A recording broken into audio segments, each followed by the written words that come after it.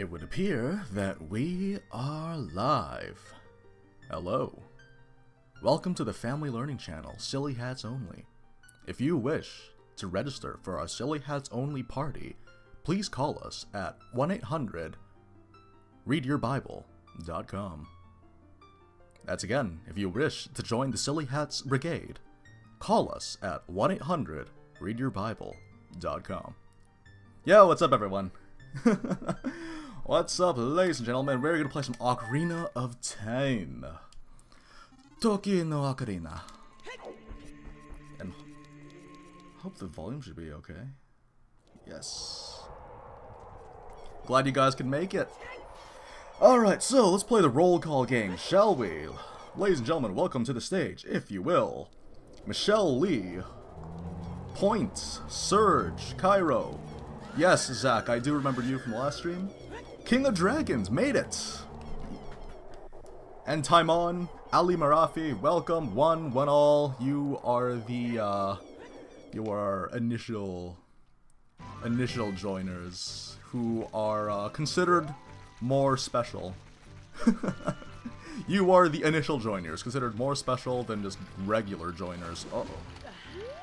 Okay, so how much can he climb? Like, my arms are bigger, you think? Okay, never mind. Thank you, Ocarina of Time.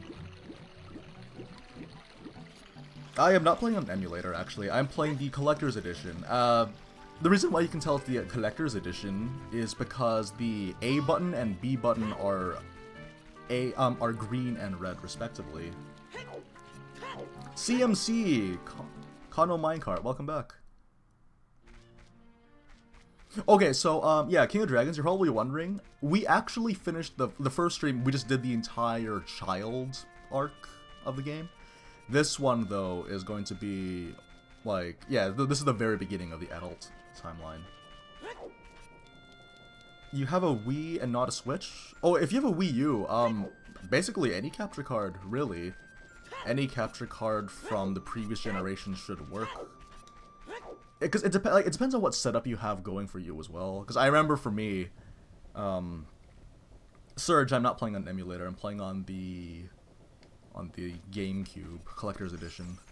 Okay, Dampe is the one with no flowers or yes flowers. Yes flowers. Okay.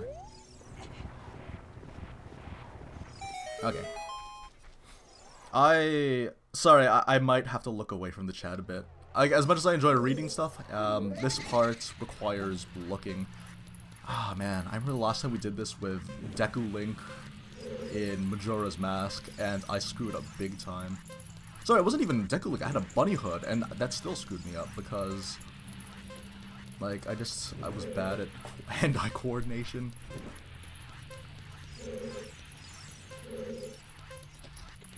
Hang on, I'll talk a little bit more about my setup later. Oh man, what I hate about this too is that the turning, you get blindsided really quickly by the flames. Oh man. So, I guess something anecdotal. Actually no, I'll talk about it later, but it's weird though, like, yeah, see, like, stuff like this happens. Is it because I'm bad at the game? It's probably because I'm bad at the game. Here we go.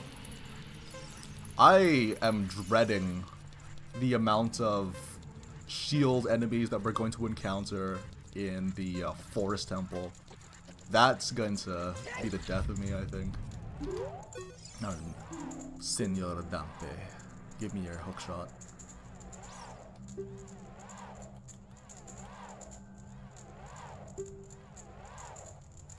Spring-loaded chain.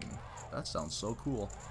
I remember how revolutionary the hookshot was in a Link to the Past. It was like it was a huge deal. Victor, I'm going to be streaming until 1.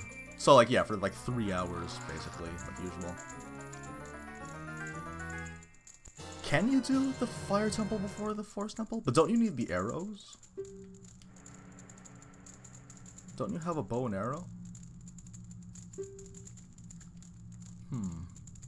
Oh yeah, King of Dragons. I actually do have a Twitter account. I'm glad you asked. Hang on, I'll post it up at the next I'll post it up here. Oh, thank you, Point. Alright. Point is my, my de facto secretary. You don't need arrows? Oh, okay, I would have sworn there was like an eye switch or something. You can also do the water temple if you stock up on long range. But the thing is though, like, no, but then that means that you need X amounts of hearts, which I have none of, right? I've never tried that. Really? Huh. I would have thought he would have grabbed. Never grabbed. Yo, PokeFan, how you doing? That's the thing, like, I would have thought that the fire temple had like a eye switch or something like that. Really? That's interesting. Because I do know that you need the hook shot, because every dungeon needs the hook shot. That's interesting though. I would have thought. But it leads to the dungeon map. Oh, okay. RSDJ. Okay, that's interesting actually. Should I do that? You want to do that? No, okay, no, that's interesting actually. Let's try it. Let's try that. Yeah, let's try it. Okay. Yeah, I just want to get the. Here's the thing. I don't think it'll matter like water temple. I don't think it'll matter if I have a lot of long milk, because I think Morpho would kill me in one hit anyway. Let's do fire temple. This is interesting. This questionable choice has been brought to you by Game Painter. He paints like a game.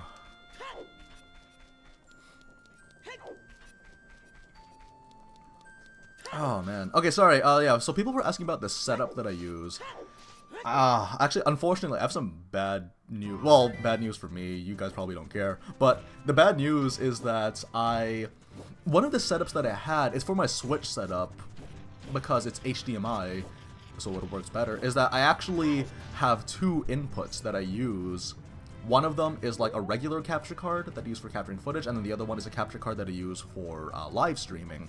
And I would have both of those functioning at the same time. It's very impractical, but it's what I like, because I'd be able to use the stream footage, because what happens is, if you upload Nintendo content, Nintendo will find it, and they will copyright claim it, and you can't download it even though you uploaded it.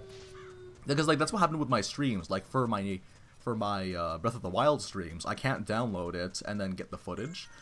But if I had like a Nier stream, or like let's say I would do like, yeah, I don't know, a Bloodborne stream, I'd be able to get that because those people don't copyright. Okay. I'm very bad at this, you guys, so my apologies if we're here for the rest of the stream. Actually, no, not my apology. Blame Game Painter, because he convinced me. He convinced me. How do you get subs and views? Yeah, honestly, that's all it is, just making videos. It's just that, like, the amount... Well... Uh-oh. Yes! Oh! I am the best player of video games. Oh, yes. This means that fate is on Game Painter's side right now. First try. That's a sign, Game Painter. That is a sign. Oh no, the reason why you got the notification, King of Dragons, is because I scheduled it. I got the notification myself as well. But no, that's kind of the thing is though, is that yeah, like if you want to have like subs and views, it's mainly just making videos. Like for me, that's the thing, like there's not really much about me that's so special in comparison to everyone else that makes video. It's just that I was lucky enough to I was just lucky enough to be found, I guess. Also, another thing too, like it's also providing stuff that you just enjoy making. If you enjoy making stuff, because the thing about me, I love talking. You guys know this by now. It's a real sorry. Before I reach that thought, the thing is about making video is that like I just like talking, right? And I like playing video games. So if I could do both in some way, like that's why I like having the weapon showcases. That's why I'm planning on making a video series about Zelda bosses, which is gonna be a lot of fun. But yes, yes, Dinah. This is the hugest The hugest roller coaster ride. I was just thinking to myself, like, the reason why though, actually, I did that first try, the bomb, is the thing about that is that I failed so many times. So how do you deal with the copyright? Here's the thing with the copyright is that when Nintendo copyright claims you, they don't kick you or anything like that. They're not gonna take any legal action against you. Like, or at least like in my case, they don't take legal action against me. I can't speak for everybody, but I'm gonna assume that, like, generally speaking, everyone, like, you know, they're gonna take legal action. They're gonna take legal action. And the thing about that is that it just means that you're not gonna make any money off your Nintendo videos, and that's why a lot of people, they shy away from that. For me, this is my hobby, right? I enjoy doing stuff like this. I get ad revenue from some of my videos, but it depends on the video. That's the thing. If it's a video that if it's a video that I fully voiced over, then they're not going to copyright claim that because it's my voice and it's overpowered. Oh my goodness, the inverted axes. Like, they won't take legal, like, they won't, like, terminate your accounts or something like that. That's the thing, like anything like that, like any legal action whatsoever, they won't sue you for doing stuff. It's just that you're not gonna make any money off of it. That's the thing about me though, is that, like, the only times I actually make money off my ads, it's actually very low. We like to make jokes sometimes that I make so much money that I could pay people to be mods on the stream. Yeah, it's basically cease and desist. Yeah, basically what Dinah said. It's like cease and desist. They do that a lot. It's frustrating because some people, they like the sound effects. They don't even have, like, Nintendo gaming or anything like that. They use the sound effects. Oh my goodness, this is tough. It's so tough playing the Ocarina with the C stick. It doesn't feel as good as a button. A cease and desist is basically like, stop making Nintendo videos, because if you make like a Nintendo video again, then we're going to have YouTube terminate your accounts or suspend your account. But that's the thing though. Yeah. So what was it? It was Point. No, it wasn't. It wasn't Point. It was Game Painter that said that it was the Lionel video. That's the thing though. Like, that Lionel video, yeah, it's surprisingly got so many people here, which is awesome. But thing is though, like, even that exposure, it's one thing to have like a one-hit wonder video where it's just like, yeah, like, you have one video that has, off the top of my head, I know this one YouTuber, I like to think they're doing well now, but like, thing is though, they have like a 400,000 view video ever since the DLC dropped, which is cool. Okay, so from what I remember about this one, you can't, wait, can you roll this one? I might be, oh, okay. Okay, I was thinking to myself, like, I think, okay. Usually I get damaged. No, King of Dragons, it's because I set the stream like that. That's the reason why it's been funny. Okay, let us play some Fire Temple. People love the Fire Temple. Yeah, usually a cease and desist though, it would, like, most commonly speaking, it would apply to people that make games. Like, because you know a lot of people that make, like, fan Pokemon games, right?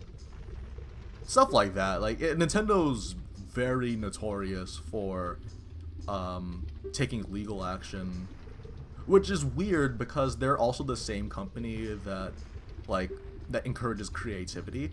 It's the thing is though, is that, like, Nintendo isn't just like the one person, right?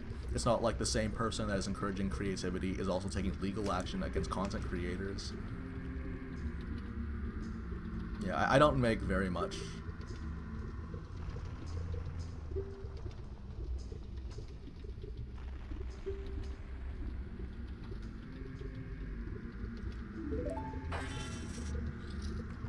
Okay, so this is the Fire Temple. I know that this is arguably the most popular temple in one of the most popular Zelda games, and I can see why. It's a good level. I will say that. Usually I have a lot of criticisms about Ocarina of Time. I don't have very many criticisms about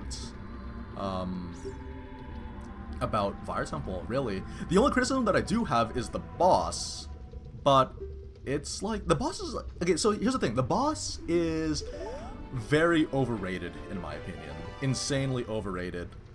I'm gonna get into that in a future video, but I guess you guys, since you're here, I might as well humor you guys and entertain you.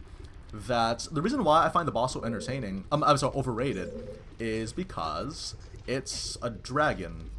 People love dragons. King of Dragons is in the chat right now. He loves dragons. It's cool. Like, you know, the design is really, really cool. It's one of the few dragon 3D bosses in the Zelda series. And, but I don't mean to say that, like, if you guys don't like the Fire Temple, then, yeah, then, you know, you're invalidated, because clearly the most popular, no, I mean, like, I mean it in the, oh, no. Okay, I had no control over my sword swing. I wasn't sure if it was going to be a thrust or a horizontal slice that would have made the difference between getting hit or not. No, what I mean is that, like, it tends to be the one that everyone looks fondly upon. And it's particularly because it's very well designed. But the reason why I said the boss is overrated is because people, like, they like the design, but the boss itself isn't, like, it's okay. It's not bad. It's not a bad boss fight. It's not a bad boss fight whatsoever. It's just that, here's the thing. People like dragons because they are really cool looking. They are very powerful. They're very intimidating. And the thing is, though, in the boss fight, the dragon flies around overhead. Most of the time, you can't even target him. So already, you can't see the design, which is the thing that you want to see about the boss, that you like about the boss.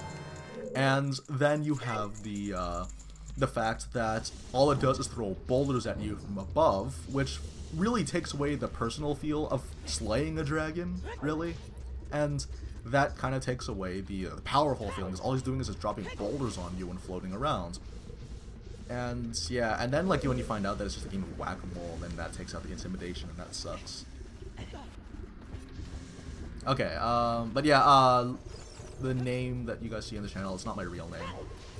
Wait, okay, so I don't think I have to play the Song of Time for this part, because I think if I play the Song of Time, it takes me to a room with a like, but I need to be here because there's a Goron. Ladies and gentlemen, welcome to the stage, if you will, Mickey.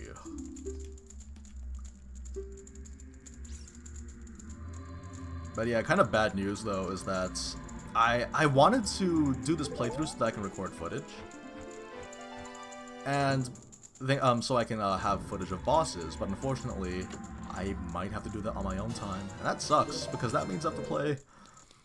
Oh man, that means I have to play through this game again. But the thing is though, this game is not that long actually.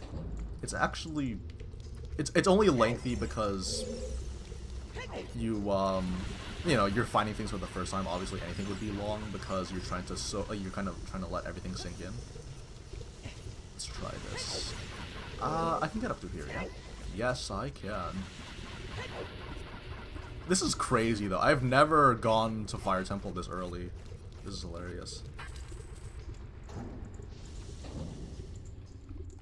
Okay, let's do this. Oh no, my mom is back on the stream. Mom, aren't you on vacation? Go back. Aren't you on vacation? But yeah, that's the... So that's the kind of thing about the Fire Temple though, is that the boss, it's not even that I think it's a bad boss. It's just that I find it severely overrated by the fan base. But yeah, Fire Temple's a very good level because it's designed so well that, like, you're constantly doing something. You're always doing something. There's no downtime until you need a break, and that's when they give you the downtime. It's just a really cool dungeon, and, like, from a design perspective, it's one of the best ones.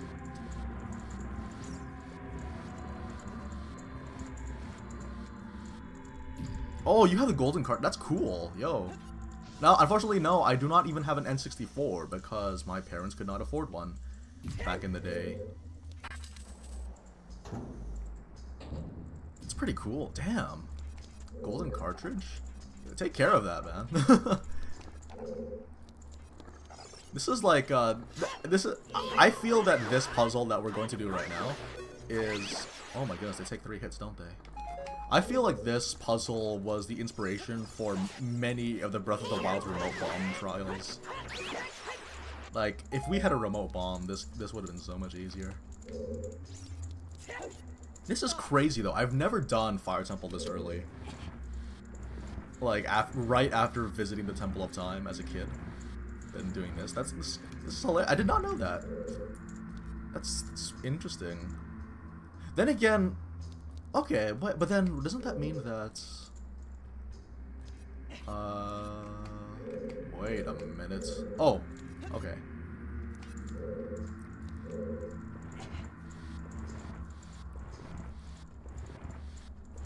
But yeah, I was planning on making a video series about, like, I was gonna do like a ranking video because, you know, every single YouTube content creator makes one. But the thing is that my reasons for liking bosses are very different because I have a different background in playing games in comparison to someone that is like, oh, Volvagio's the best boss because he's a dragon, and, you know, no disrespect to that guy, you know, you can like, oh no, no, I forgot that bombs don't roll in this game. Okay. There you go. It's just that, like, I like bosses. Like, I have 3 things that I think about when I think about bosses that are good. Like, or like, what constitutes a good boss. The first thing that comes to mind, I feel like I should have used the hook shot. Well, we'll find out soon enough. Oh no. The thing, like...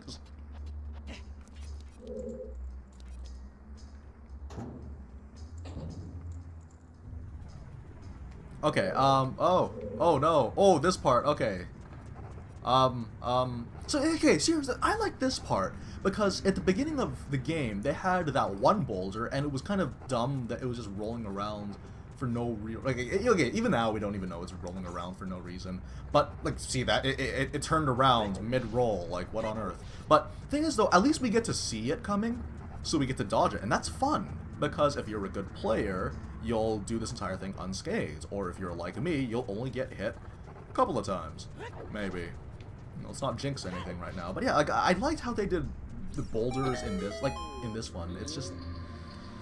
Right, okay, so, what I look for in a boss is, 1, how it presents challenge to you, because all too often in the Zelda series, bosses are just non-lethal. Like, they're only lethal if you have 3 hearts, which is kind of why I do it more often these days. I'm talking about 3D bosses, by the way. 3D bosses have... What's it called? So yeah, like, the 3D bosses, like, how it presents challenge to you. Sometimes Ocarina of Time is afraid to challenge you, while other times it tries to challenge you, but then, because of the technology, it can't really do it properly. And what I mean is, like, Morpha. Ooh, good sweet graze. Okay. Because, okay, so Morpha, I can understand what they were trying to do there, but the problem is, with the tracking in Ocarina of Time, and how it works with targeting, is that you'll always be missing the weak point. So it's like, and the thing is, like, I guess they were trying to incentivize you using first-person mode to aim at it, but it didn't feel good because there's that massive delay. The boss is constantly moving. It's just, it's a really weird boss fight. Another thing that bothers me, or the thing that I think about, sorry, not necessarily that bothers me, but that's something that I look forward to in a boss fight, is the design. A design should look, like, a boss should look whatever it is that they're trying to dictate, not just this obvious weak point. That, like, because, like, a complaint that I had about Skyward Sword bosses is that there's that one weak point. Like, usually it's the giant eyeball, and because Skyward Sword actually has some pretty good bosses. It's just that, like, there's that one weak point boss, and it's just, like, that happened for, like, I think 4 bosses, I think. But even with Coloctus, like, that's the interesting thing, though. The exception is Coloctus, who had the, oh boy, that scared me. Coloctus had the weak point, but the thing is, it was guarded, and it kind of made sense, because he's a robot, so he should have, like, a core. Okay, this part should be funny. Oh! Oh, no. I thought that was it. Alright.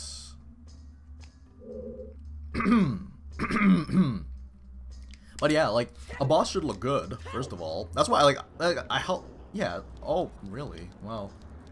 Okay, I think this could be a guy that jumps out here. Yep. Where's he gonna move? Oh, I think, okay, that's okay. But yeah, like a boss should look good and original and not just an eyeball with legs, you know? But yeah, that's basically how it is. With me and my boss. What else? Oh yeah, it has to be, well, challenging, I already said, but I think it depends on how it's presenting the challenge. It's not that, like, it has to be unfair for me to find it fun. It's just that they have to present that properly. Hey, hey! Okay, oh, that's true, yeah, King of Dragons, you are moving to a new house, aren't you? By the way, congrats on getting the house! I saw your video about how you managed to, how your mom managed to get that house. Really happy about that.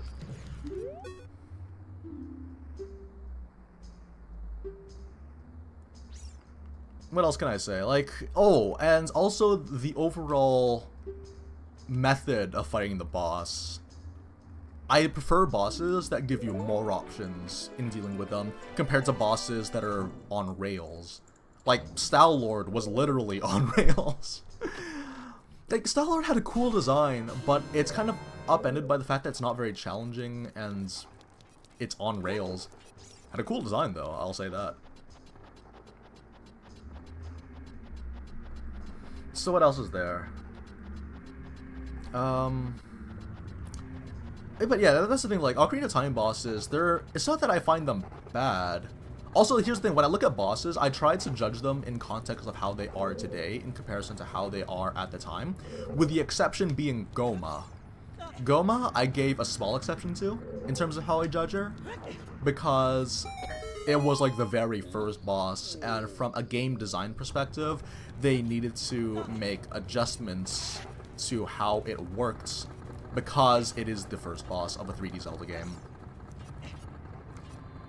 Oh boy, what am I even doing? Okay.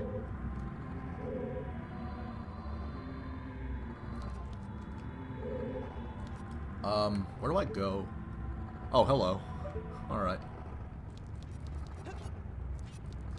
Here we go, here we go. Alright, I'll have a look at that. Ugh. Rolling attack! Hang on, let me get the key first. Also, thanks, Dinah, for putting up the link. We actually have a couple of people that can put up the links, too. Okay, so the thing about Twin Rova, I like the design. I like the concept of Twin Rova, the fire and ice. The only thing I didn't like about Twin Rova, like, it's not that I find it bad. At least for the second form was really good. But the problem that I had, even with oh, are you kidding me? He was waiting for me. Okay. The problem that I had, though, with Twin Rova is the fact that there's a lot of waiting involved. I feel like they should have made it a little bit more active to really enjoy it more. Part of the reason why, actually, I get the Bigoron sword in most playthroughs isn't even necessarily because I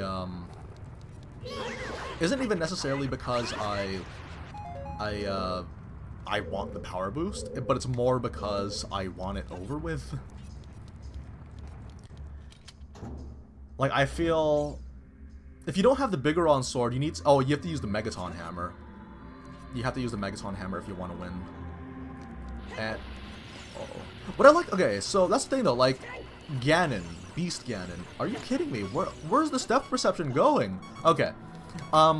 Beast Ganon, I consider one of the best, if not the best, boss in the game. I consider it the best boss, and the reason why is because it's a good sword fight, first of all. It's a very good sword fight. And the fact is, you actually have multiple options when fighting him. What the? Don't target that. Target him. Okay. Is that you have, like, multiple ways of fighting him. The atmosphere is really good. Even if you have the Bigoron sword... Even if you have the Bigoron sword, it still feels meaty enough. Like, he has enough health that you actually spend quite a good amount of time still fighting him. I have to stop doing that. Why am I doing this to myself? Okay. Okay. Okay. I thought, okay. I thought. Oh, no. Oh, people are watching this. Okay, you know what? Why don't I just go in here? Is that okay? I've never seen this before in my life.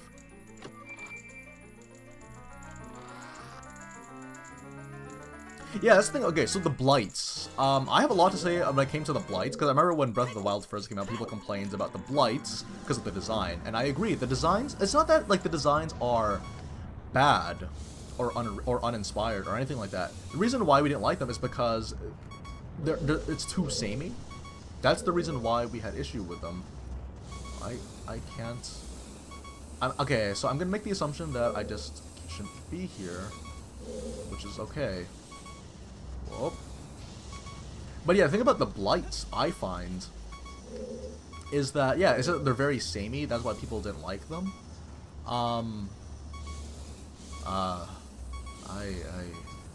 I feel like I should know where I'm going. I feel like I should avoid these things. What on earth was that hitbox? Okay.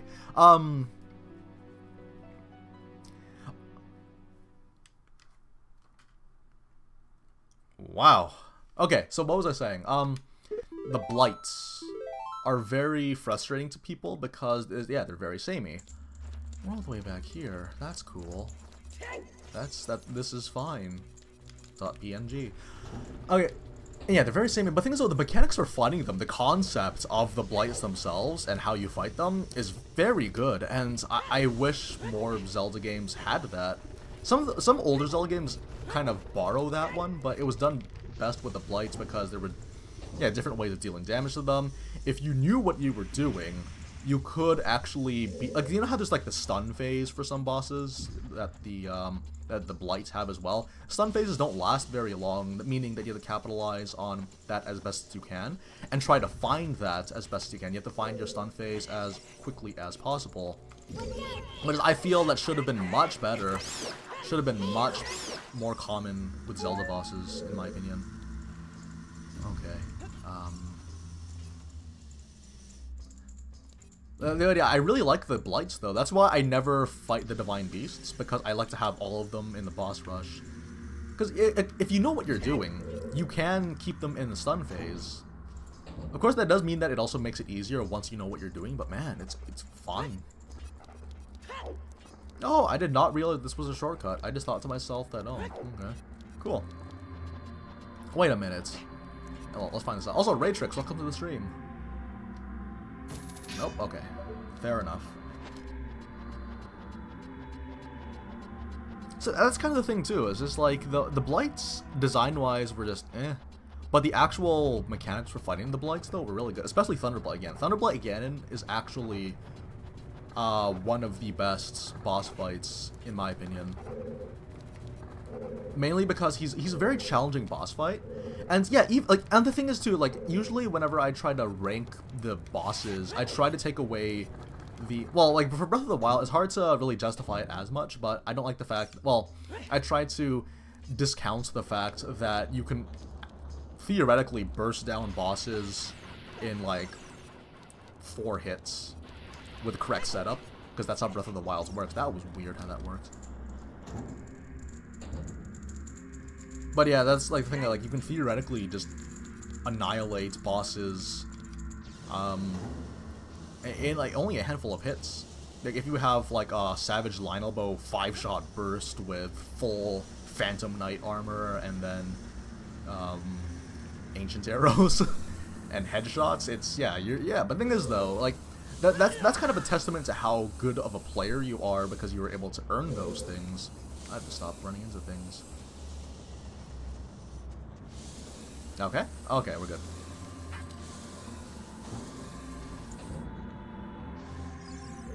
Trial of the Sword glitch. What Trial of the Sword glitch? What Trial of the Sword glitch are we talking about here? Oh, okay, we have to get from this. That just proves how smart I am. Hello, Batty. No, come back. Let me hug you with my pointy spring-loaded chain. You know what I mean. Come on. This is just stellar gameplay by me. There we go. Really? Okay.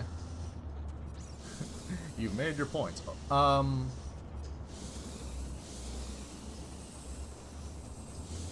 Okay, this is the way.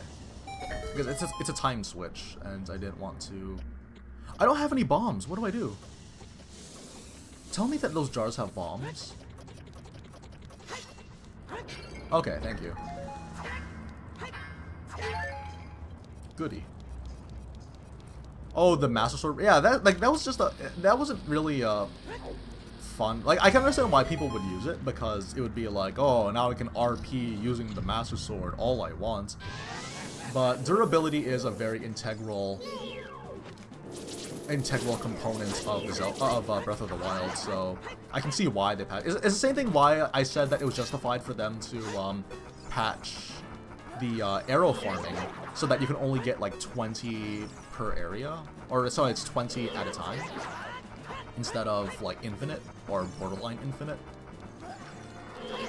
Actually, I can't help but feel that it would be like 50. Like, I feel like the original was like 50 or something like that. It was very high. And then people was like, oh, the reason why you didn't like that, or that you were okay with it, is because you exploited the game. So I was like, I didn't exploit the game. I was just using a thing that was already in the game, but they decided that it was overtuned, so they decided to change that. Because most of the arrows that I got were actually found from the silver Lionels that I keep killing. Okay, here we go. But yeah, I remember, like, but the thing is though, like, they took that away because that kind of takes away from the game experience. That all you're doing is shooting everything to death with a Savage Lionel bow, which is what I do. Make no mistake. But the thing is though, is that like the reason why I'm able to do that is because it's like end game. It's sort of an end game deal. And because of the way that the master mode works, you can get end game within the first like 10 hours of playing the game. Which is why I like Master Mode so much. What's the world's reset glitch? Oh, I like this part because when you get the Megaton Hammer, you have to do that platform gauntlet. It's hilarious. Yeah, no, I'm glad though that they patched Trial of the Sword glitch. It's not even that it was a very useful glitch either. Like, I can see why people would like it, sure. But the, like, there's not really much point in it aside from that.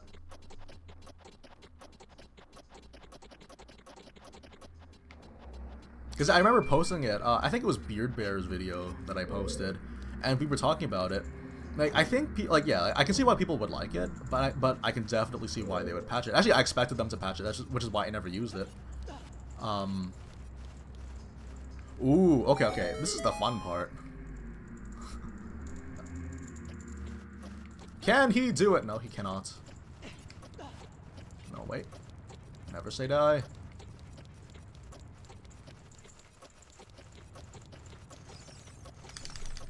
Oh, that scared me.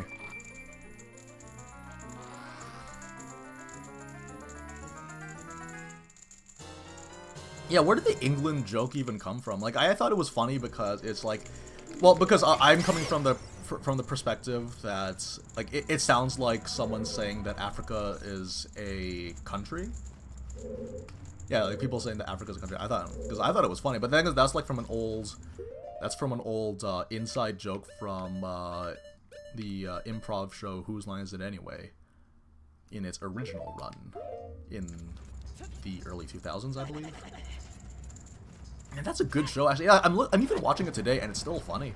Like, whoa, okay. For those of you guys, I don't know, actually, clips are available on YouTube. And one of my favorite improv comedians, Colin Mockery, I like him so much, partially because he's Canadian, but also because he's hilarious as hell. But, hang on. No hearts? No problem. But yeah, like Colin Mockery, he kills on that show. No, you got, okay, it's Jake Paul. Alright, that's, alright then. I'm not familiar with Jake Paul. All I know is that there's like, I think there's like some thing that's going on where I think someone is facing charges or something like that. I don't know. What's hip with the kids these days? How do I know? I'm playing a game from 1990 1997 was this game? Wait, no, or 1999? What year? Oh no, 1998. One of those games. One of those years. Yeah, I don't know. I just hear a lot about those. I'm not even familiar with them. Because I remember when it was a huge deal that Justin Bieber became famous. When Justin Bieber became famous, because he actually did not live very far from me once upon a time. And I remember how weird it was because, yeah, he's this kid that sang on YouTube. He was like a singer kid on YouTube, but then Usher took him under his wing, and it was a big deal, I remember. Oh, I guess we played Song of Time now?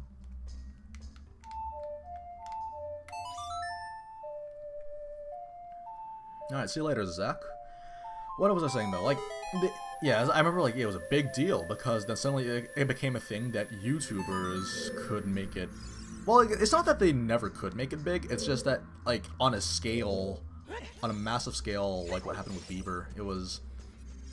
Because I remember, like, yeah, I remember getting so freaked out over the fact, because I was such a young edgelord at the time.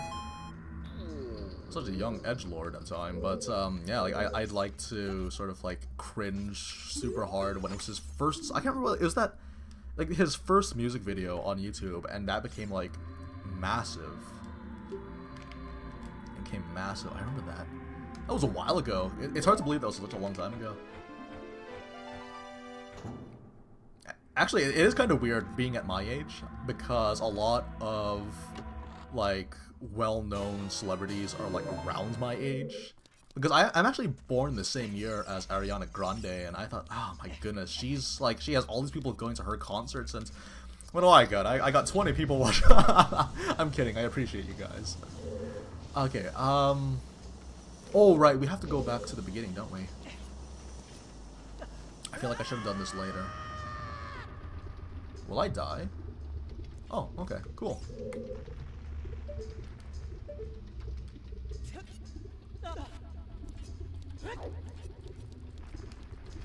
Was the chat always this obtuse? It depends on who's here at any given moment in time. Usually we're yeah, it varies. I welcome the talk though. Yeah, I know that it's really weird how some of these things crop up, because I remember when the Ants movie, no sorry, not the Ants movie, the Bee movie became such a massive meme among people. I was like, why? And yeah, it's just like, cause it wasn't even a good movie. It was just like, I don't know. Yeah, that's true. Also, not to mention this is YouTube, where like basically anything is considered topical. Oh man, the internet is a weird place. Like, that's the weird thing about the internet is that, like, it's not that it's never been a dangerous place. It is a dangerous place. It's just that that's kind of sort of been undermined. That mindset has sort of been undermined by the fact that YouTube is also just full of weirdos. And not even necessarily like weirdos where like, oh yeah, I want to be weird like that too. It's more like, what the hell are you thinking?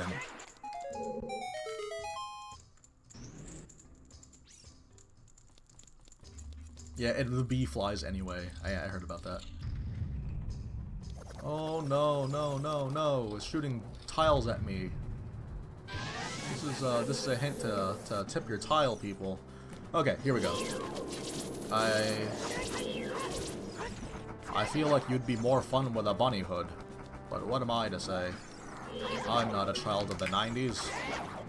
It's so weird, actually, when I'm talking to my friends and they talked about how great the 90s were, and I'm inclined to disagree for two glaring factors why I don't identify as a 90s kid. First of all, I was born in 93, meaning that I was wetting my pants well until the 1999. It was just like, you know, like for a long time I was not sentient. I don't remember anything from the 90s. And even if I could, I had no access to the things that were cool in the 90s because my parents were trying to scrape by being immigrants. They were trying to find jobs, and they could only invest as much as they could because they were also trying to pay for relatives to make it to Canada as well, because there was a violent regime happening in their home country that they were trying to escape from. So yeah, we couldn't afford any of that stuff. I couldn't afford N64. Okay, fine. Sorry, no, I didn't mean to say sentient. I mean, as a baby, I don't remember anything. That's all I meant to say. Like, I wasn't really... And even then, like, I can't remember anything, so was I truly sentient if I can't remember what happened? Yeah, I wasn't really consciously remembering things. So that's kind of the thing about me and my arguments against people that say that, like, that are my age, that say the 90s were awesome and that the 2000s suck.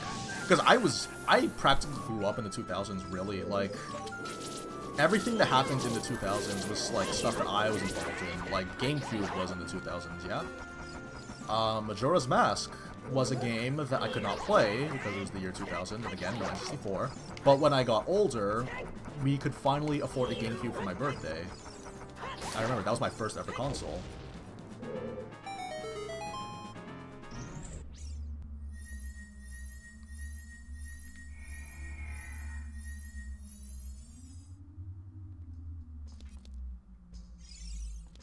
Alrighty.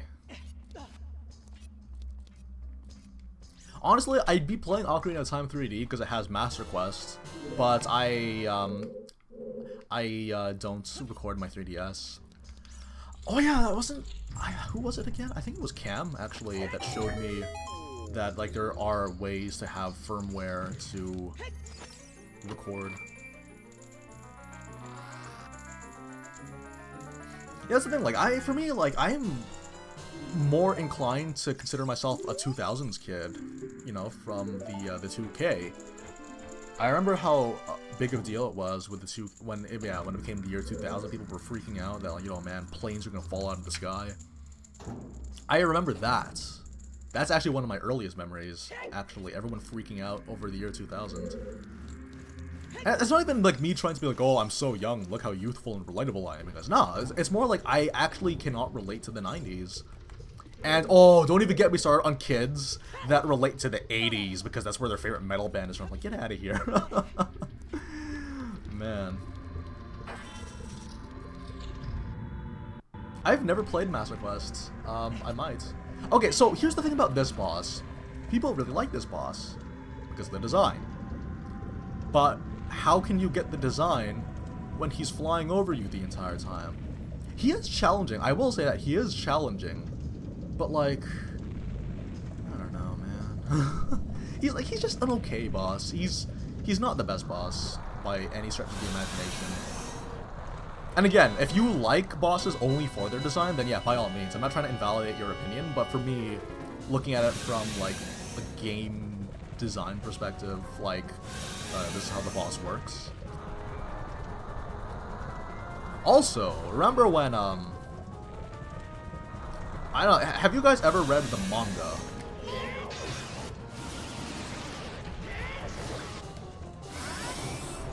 Do you guys remember the manga? Like, has anyone ever read the Ocarina of Time manga? That stuff was great.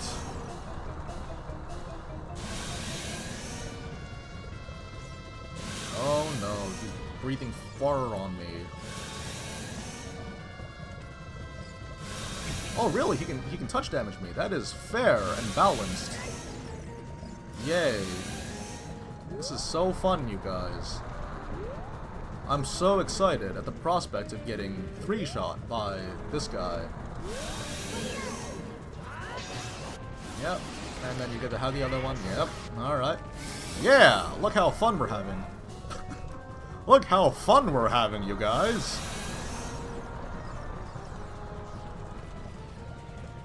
I guess we just wait for the boulders to stop falling. Yep. Really? Wow! That was fun! Okay, I'm not sure what happened there. Right. Look how fun we're having, you guys. Oh, man. When the boulders do more damage than the dragon. Okay. Yeah, like the Zelda mangas. Oh yeah, do you know what? We actually talked about this last time. We were going to, oh, by the way, so for those of you guys that are wondering, I am still intending on doing the Oracle of Seasons manga dub. I want to, and I will. Eventually. It's just that stuff has been happening, in life. Not to me directly, but to people close to me. So, like, that's kind of the reason why I have been a little bit inconsistent with my uploads, actually. Is because, people have been diagnosed with stuff, and, that's not fun at all. But the thing is, though, because of me being who I am in their lives, I actually need to be there for them. So, yeah. That's part of the reason why I've been taking sort of my de facto break. I'm glad I'm able to do this, though. This is fun. Like, Ocarina of Time. Not this moment right now, but, like, you know, in general. If we were to talk about, like, fun in general and, like, playing video games as a thing that is fun, then this is exactly what this is. Oh, that's cool. He covers the screen. Never mind, I take back what I said about him not ever appearing on the screen ever again. He takes up all the screen. That's cool. I loved the, Actually, I'm wondering, could I use the hammer instead of the sword in most scenarios when it comes to damaging bosses? I want to try that. It might not be good, but I want to try it. Alright, so this is the part of the game where he just throws boulders around. And the first thing you need to know about boulders is that they're bad for your health, especially when applied to the face. As you can see here, the Volvagia dragon is one of the most ferocious and majestic creatures in Death Mountain. As you can see here, it is also at the top of the food chain. It tricks prey by looking intimidating by having a furry mane made of flame, but in reality, it is allergic to whatever this is. It is allergic to Fix-It Felix. Okay, let's do this. Oh no, they're guns. It almost barely touched my skirt.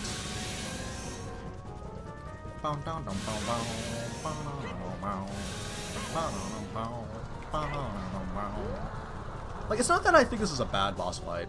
Let's not get the wrong idea here. It's just that it's whack-a-mole, man.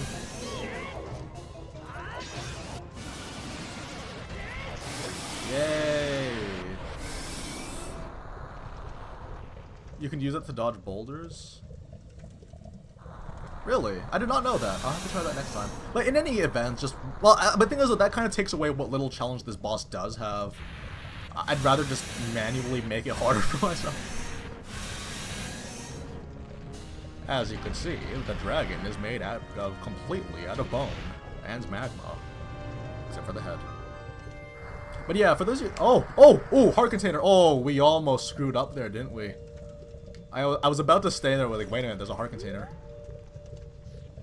Yeah, you can climb on the walls, can't you? Will I be getting the Bigoron sword? That is a good question, actually. I don't know. Like, will I? Because, like, I don't have Epona. Is it possible without Epona? Is it impossible without Epona? Do you need Epona to get the Bigoron sword?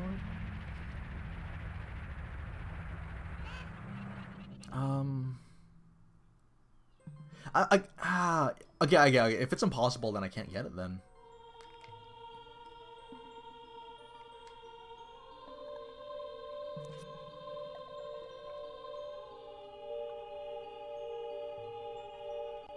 Okay, because I was thinking to myself, like, because that's the thing though, if there's any glitch, I don't know it. I actually don't know much about glitches. You have to ask D-Pad Gamer about glitches. He's all about those glitches. Let's see. Yeah, the Bigoron sword does make the game a lot easier. I don't deny that. Oh, King of Dragons has left the stream the same time I killed Volvagia. Is that a coincidence?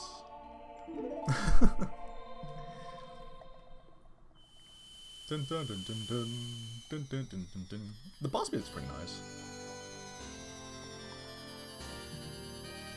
Yeah, I can imagine it's very useful. And not to mention that we're playing a shieldless run by and large, which could be a lot of fun.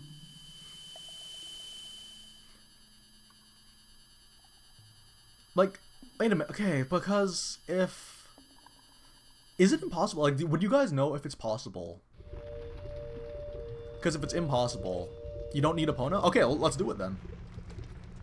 Alright, guys. I need someone to verify. I need, like, 2 people. No, 3 people. I need 3 people verification. Let's do this.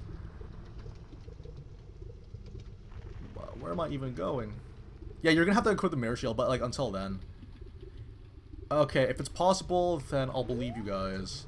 But if it's not possible, I'm suing. Yeah, because I don't want the giant knife, because the giant knife is useless. You can't do it. You need Epona or the long shot. I need the long shot. Oh, that's true. Okay, because I was thinking to myself, okay. Man. Okay, guys. Detour. Oh, wait.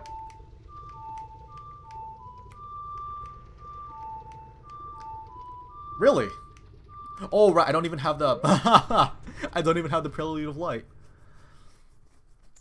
Cool. Okay, Right then. This is not... Oh, it is.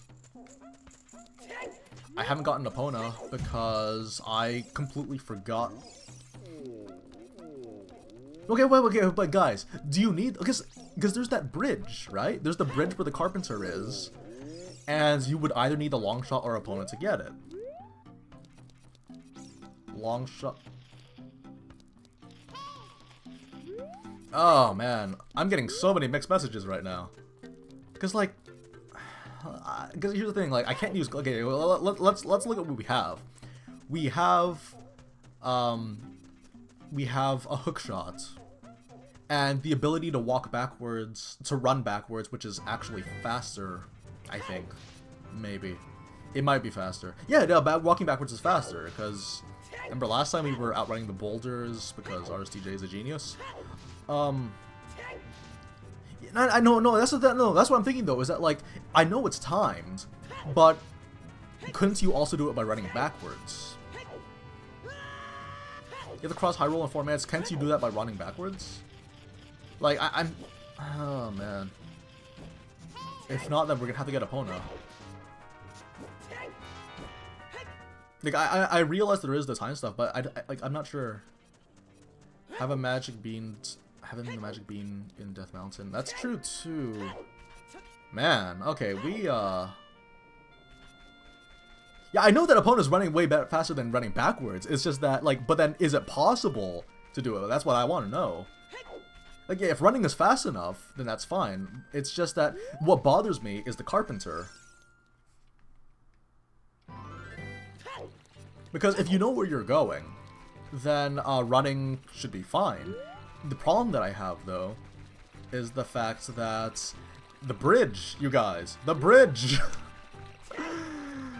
the bridge. You must use the bridge.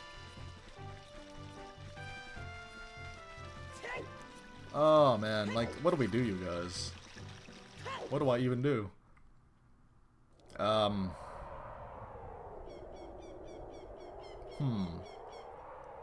You know what? While we're here, I think the Prelude of Light anyway.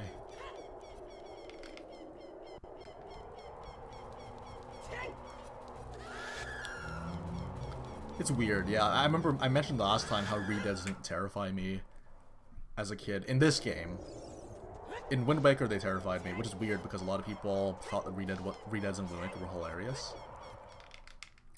King of Dragons, what are you saying?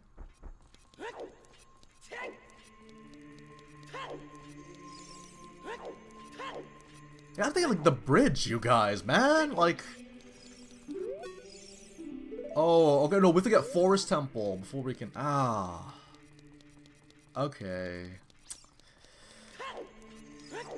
Okay, we actually have to beat the Forest Temple if we want to go back and become a kid again. No, because you can't get Epona at Long Range unless you get Epona's song. No, I'm not trying to do glitches. Like, I'm like, what? I didn't say I was gonna do glitches. What on earth? Where do people get these ideas? Okay. Yeah, we're gonna have to do Forest Temple though, which is fine. Forest Temple's alright. No, I don't have the song. See, that's the other thing too. Like, that's why I'm asking if I can get if I need Epona or not, because I can't get Epona because I don't have the song. Again, it's stuff that we don't have. Yeah, we'll just not get the big Ron sword. I think we'll be fine. We'll be fine.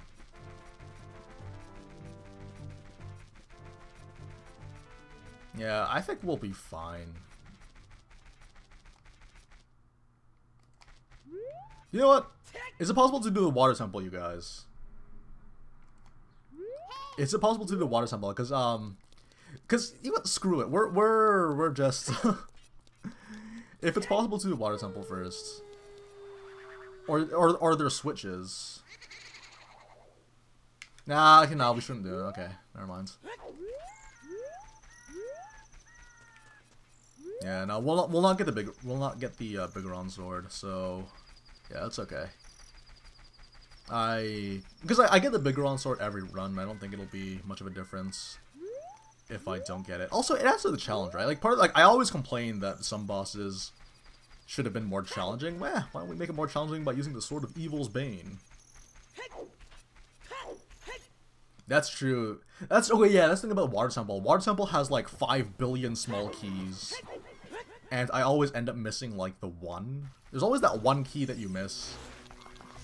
It's awful. No, because I just wanted to know, because I've never tried it before, if you go to Water Temple first. Because I didn't know you could go Fire Temple first. That's the reason why I was asking. Because, you know, everyone does the Forest Temple, Fire Temple, Water Temple.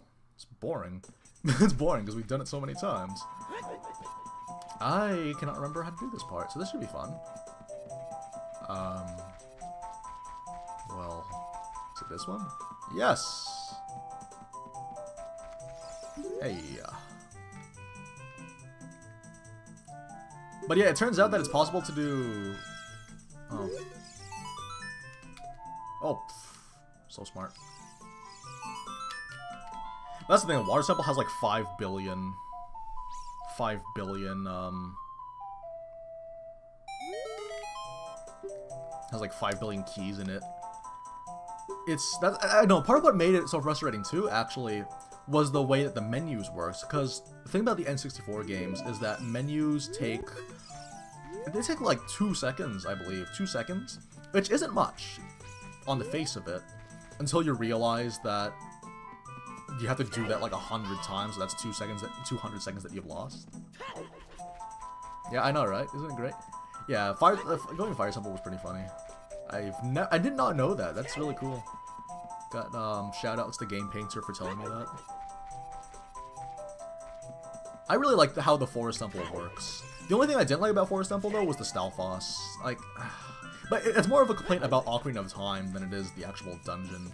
Because obviously, you know, if they have an enemy, they should probably put it in there, right? This one? Yes! Oh, this part terrified me as a kid, because these guys would just run at you, these moblins. Okay. Yeah. Actually, that's another thing, too. Another thing that people do is get the Lens of Truth before even going to the Forest Temple. Oh, you're an awful person. Could not aim.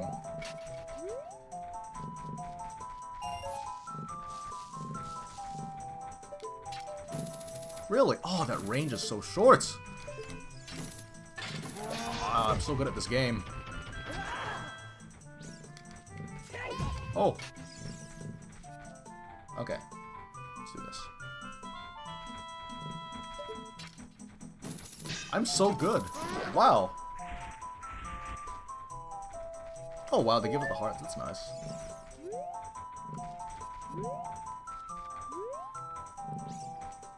Uh-oh. I used to think that these guys had no whites in their eyes. I only thought that they were just glowing red eyes. Oh, that was clearly a hit from behind, yeah? The range is so short, thus quoted my girlfriends. Ha! The joke's on you, because I don't have a girlfriend. The joke's on you, because I don't have a girlfriend. So, yeah, that kind of blew up in your face, didn't it? That kind of blew up in your face, didn't it, Game Painter?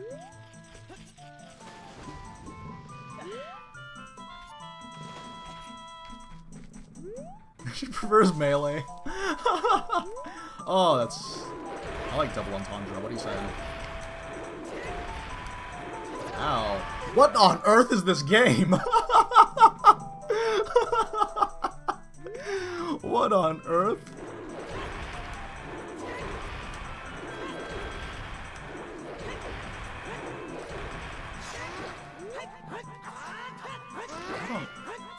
I'm just gonna take it? Alright. Oh, that was so funny. Oh my goodness.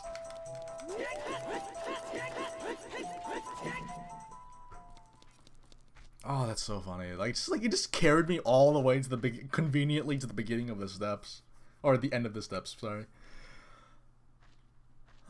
People love this temple for the reasons they like nostalgia. Because it's a very nostalgic level. Oh, and the music is one of the best. Actually, the dungeon music in Ocarina of Time overall is pretty good.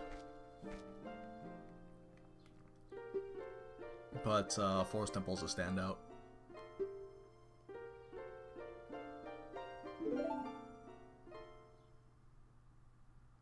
I really like the Haunted Mansion feel of the Forest Temple.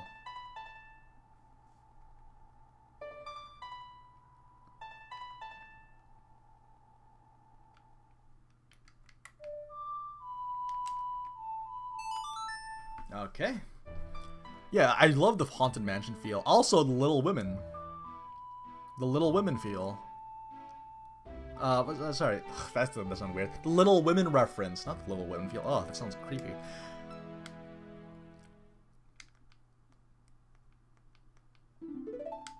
But yeah, the thing about, yeah, the references, each of the pose are based off the characters from Little Women.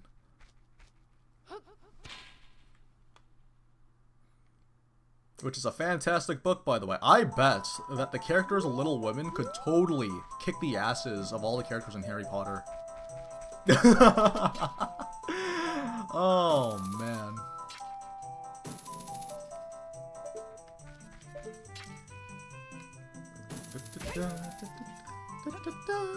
Guys, you probably don't know this, but Sheik is not who he or she claims to be. Really? Okay, let's see how the hammer works. I want to try it. It does not do that much damage. Come on. Come on, hammer.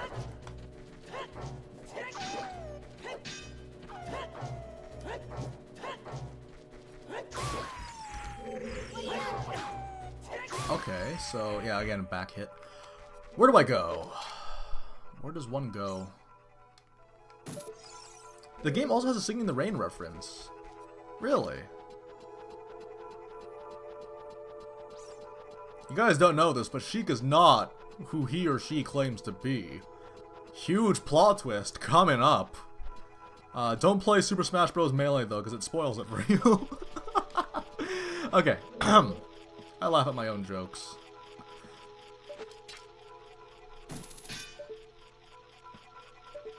Sheik is Link from the future. Sorry, I had to spoil it, but someone had to know. Sheik is Link from the future. The frogs reference. Oh yeah, when you play song. Oh yeah, that's true.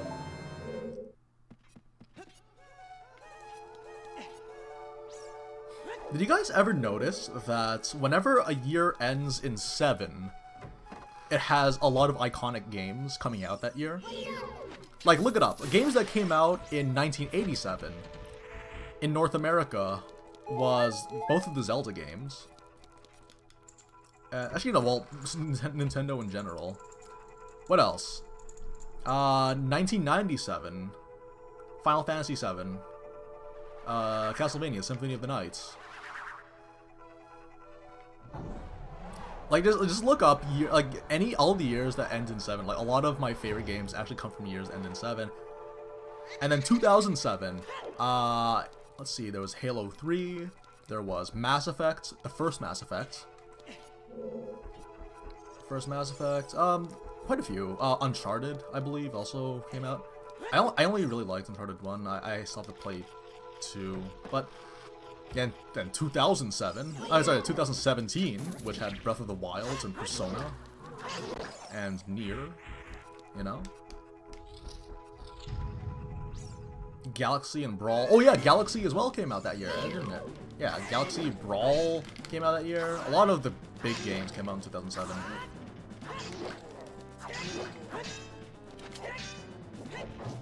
Really? Okay. I guess we're gonna play Spin to Win then, shall we?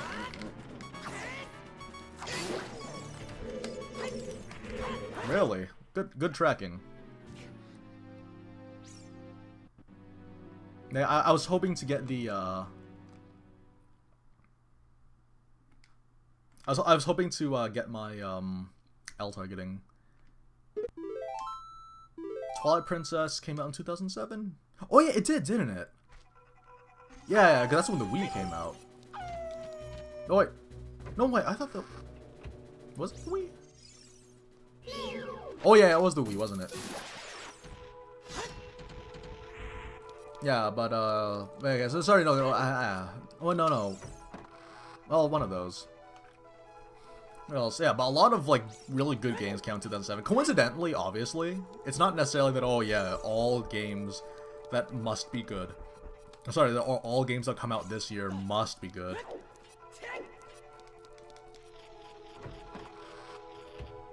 Okay, here we go. But yeah, like a lot of good games came out in the 7 years, which I really appreciate, because they had yeah, what else was there? Like a big one was 1997. 1997. Also, didn't 1997 also have 1997? I don't think, no, it wasn't Half-Life or Half-Life 2. Or no, that was no. I was thinking about a different game. Hang on a second. Let me just finish this. Like, I like to think that the hammer would do something. Okay, that's one.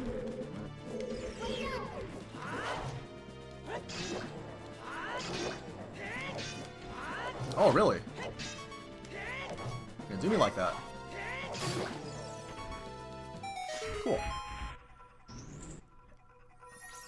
Yeah, because a lot of good games came out in 2017. Like, because I remember I was talking on the Discord not too long ago, and then Mickey commented that like a lot of things happen to be your favorite, huh? And I was thinking to myself, like, yeah, it's not even because like I have such a low opinion that everything I can consider good. It's just that 2017 was just a fantastic year for games, like already. Especially in Japanese games. Like, oh man, some of the games, like, they're gonna stick with me for a really long time. Like, that's the thing too. What I mean by, it's not like I don't mean like critically good games. All of these were critically good games. I also mean it from the perspective that it's like these are games I'm not gonna forget anytime soon. Cause yeah, like Nier, I keep talking about it, but there's a reason why. Because it's the kind of writing that I want to have in the future.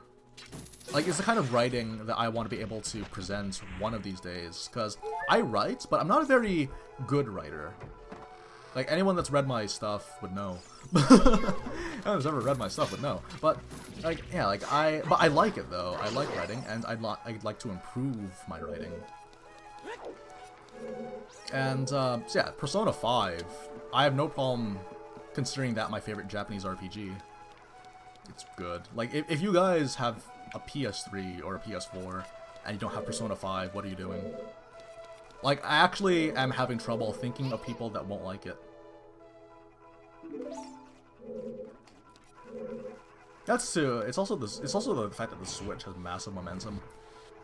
That's the funny thing about actually Breath of the Wild, is the fact that the Switch release was so risky because there's not really much about the Switch that we can like.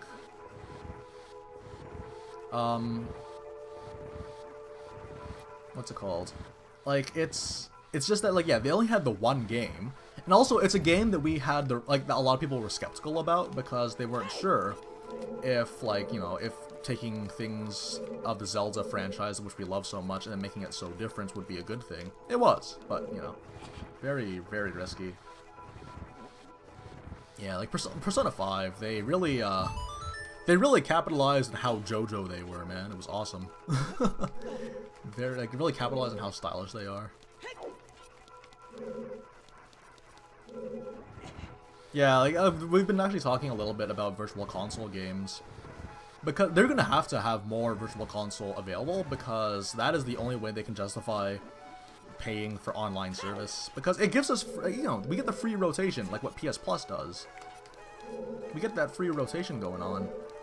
But, like, if we're going to play something for free, it should also be something that we enjoy. Like, it's not then, you know, that we're being entitled pricks about it. It's just that, like, if I'm going to pay for something, I want to get something good out of it. Yeah, I'm looking forward to it, actually, because I actually might end up playing or streaming a lot of old-school Nintendo games. A lot. It might be a lot easier to do that if the lineup is really good.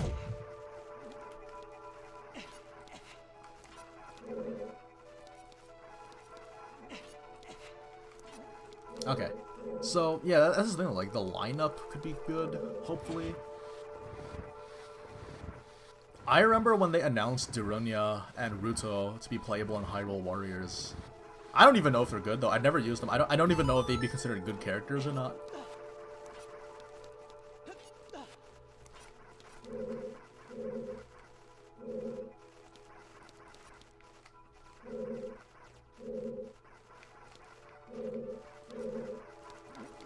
Okay. Because I remember when they announced that, and I... Alright,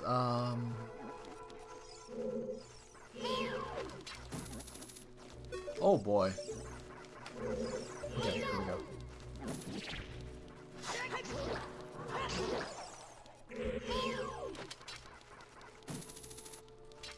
Here we go. Oh, I probably don't even need to fight these guys. You know what? No. Look at that amazing sword tracking that you guys just saw there.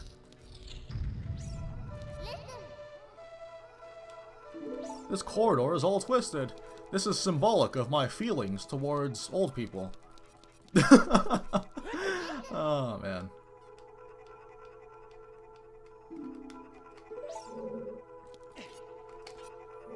Oh.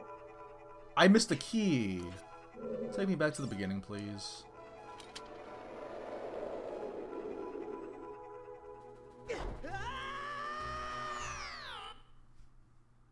Okay. I guess the Song of Time?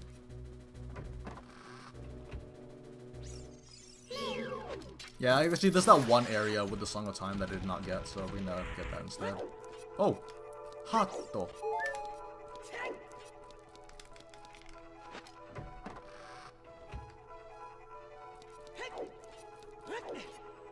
Yeah, let's play a fun game called Alcohol Trivia. Someone start us off.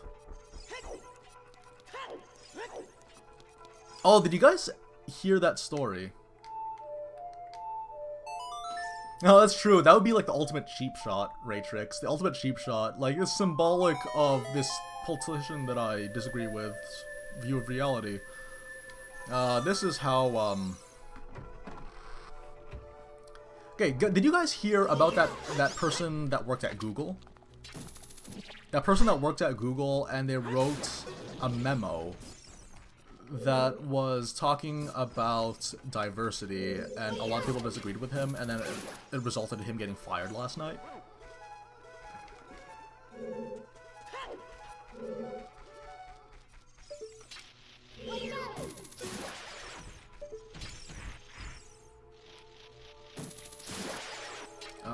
I guess we just climb then. Don't spot me. Don't spot me. Oh, not even close, babe.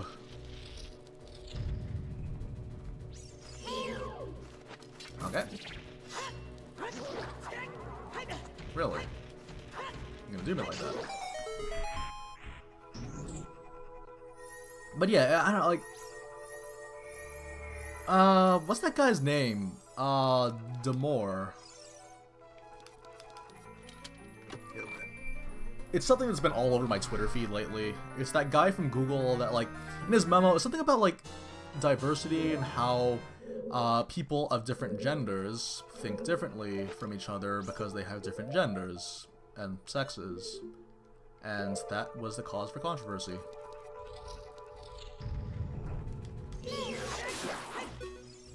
That was the cause for controversy. It's really interesting, though, because, like, I'm not trying to be flippant about stuff that happened, because, yeah, it is important to be accommodating to other people's feelings about any given subject. I would have thought that was climbable. Huh. But the thing is, though, like, so here's the thing that I feel, like, basically, yeah, Google fired him, and the way that I feel is that Google is well within the rights to fire someone, because, well, Google, whether they admit it or not, they do have an ideology. There is bias in Google, and it's their fault that it affects them, because they have a bias. Like, it's their fault that they made their bias the way that it did, and then because they're Google, they can fix logarithms and whatnot to only have the information that they want to see presented. The thing is, though, is that while they are well within their rights to fire a person for what they do, that guy, his point was proved in the most ironic, classic way possible. It's awesome. That's the thing I liked about it, is the fact that, like, you literally just proved his point by trying to protect yourself. Or by trying to look good, sorry, because again, that's what a lot of corporations are. They just want to look good. Enough about me and my harrowing politics. It's not even like it's just stuff that happens, really. It's not even necessarily politics itself. Because yeah, if I were to really get into politics, I feel like a lot of people would disagree with me. Because I have some really offensive beliefs, or sorry, beliefs that a lot of people would find offensive by virtue of being me, which is why I don't actually delve into it that much. Okay, here we go. What is this tracking, man? Oh man, the hitbox on the Master Sword is like, wow. I don't even know what to compare it to. If I were to compare it to something, it would be like in a fighting game where, like, what's a fighting game with bad hitboxes? I don't know. I'll think about that later.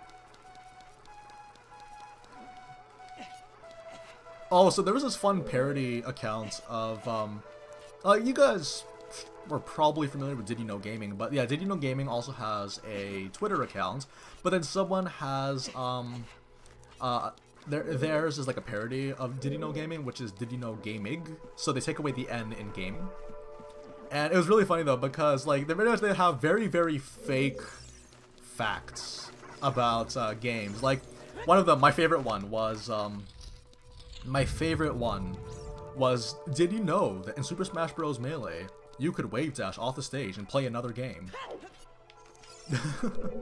Hello, Hero of Time.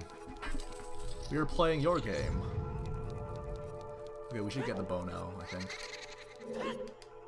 I gotta say, the fire sample was a lot easier than I remember it being. I only died because I kept touching the fire, because I did not realize that the fire hitbox was that large. What is this? Oh, is this the one with the floaty enemies? It is. Oh no, okay. Oh yeah, the floaty. That's cool. Okay, just press the A button, hope you win. Oh, that's cool. Do we get to fight another one? Oh, we gotta fight two of them! Alright, that's fun. Oh my goodness, the tracking. Really? Okay, this is risky. I feel like I should heal.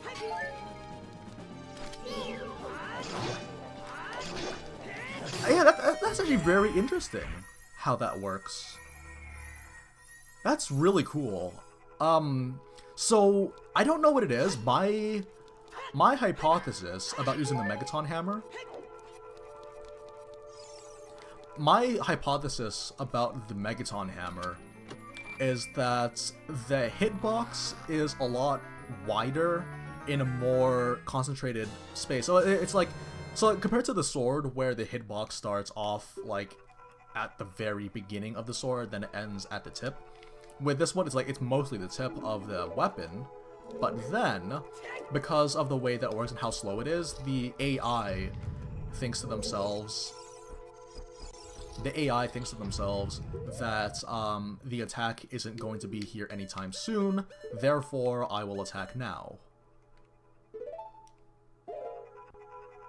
That's interesting, actually. Like, I don't know, there's something like, I don't know what it is, but for whatever reason, the Megaton Hammer completely exploits the AI of the enemies that I dread fighting, meaning that I might actually have a higher opinion of this game now.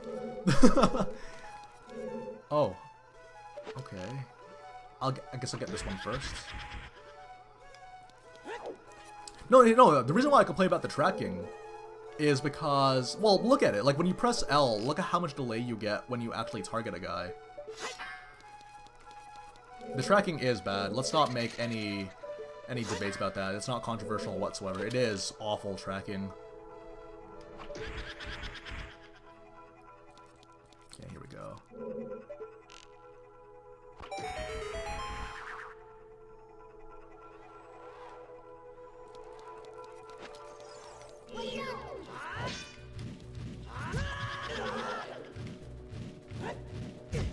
Oh, yeah, I forgot I don't have a shield.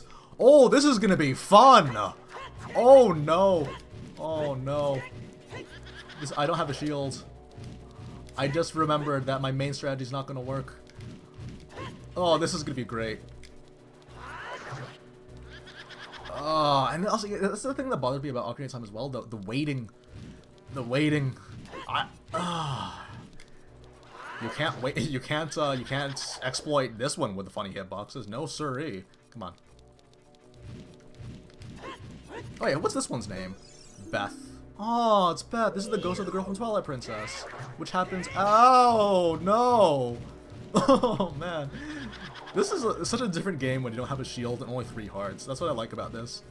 That's what I like about 3 hearting. It feels like a different game because I actually have to think about my strategies. I actually have to think about playing. Oh, that's funny.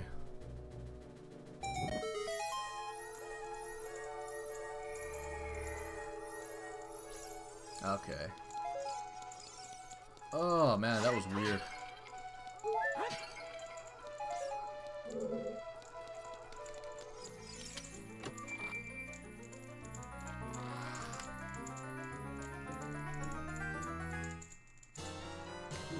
Yeah, like blocking enemy. That's one of the things I like about the changes in Majora's Mask. In Majora's Mask, a lot of the enemies didn't have shields, and whenever they did have a shield, they were mini bosses. So I guess it sort of made sense that you couldn't just wail away at them. Oh, hello. 30 arrows. In Breath of the Wild, 30 arrows is breaking the bank. All right, here we go. I don't need the hook shot where I am right now, right? I feel like I do. Nah, let's freak. Yeah, let's do it.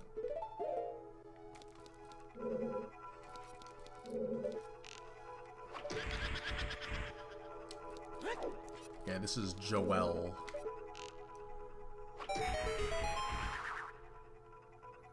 Isn't it creepy that this has a pointy nose? Just like the red Pikmin?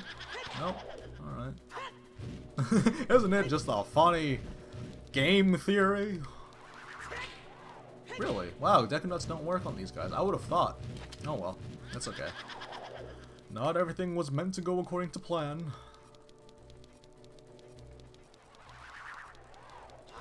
Okay.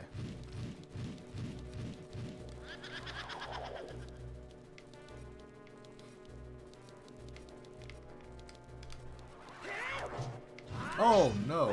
Okay, here we go.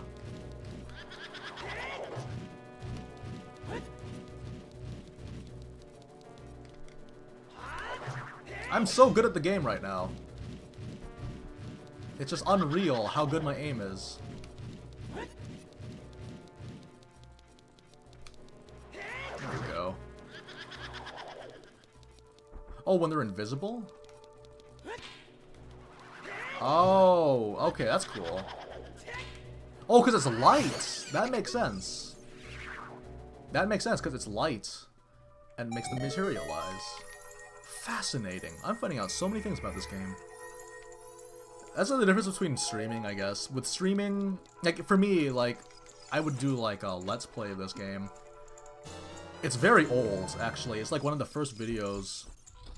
One of the first videos on this channel is a Let's Play of, Ocarina of Time's dungeons. Not even necessarily the game itself, just the dungeons.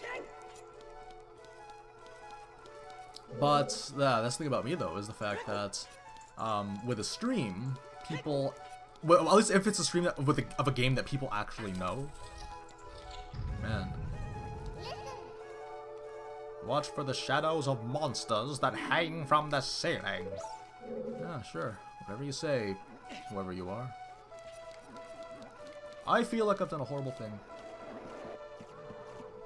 Oh no, we're okay. Good.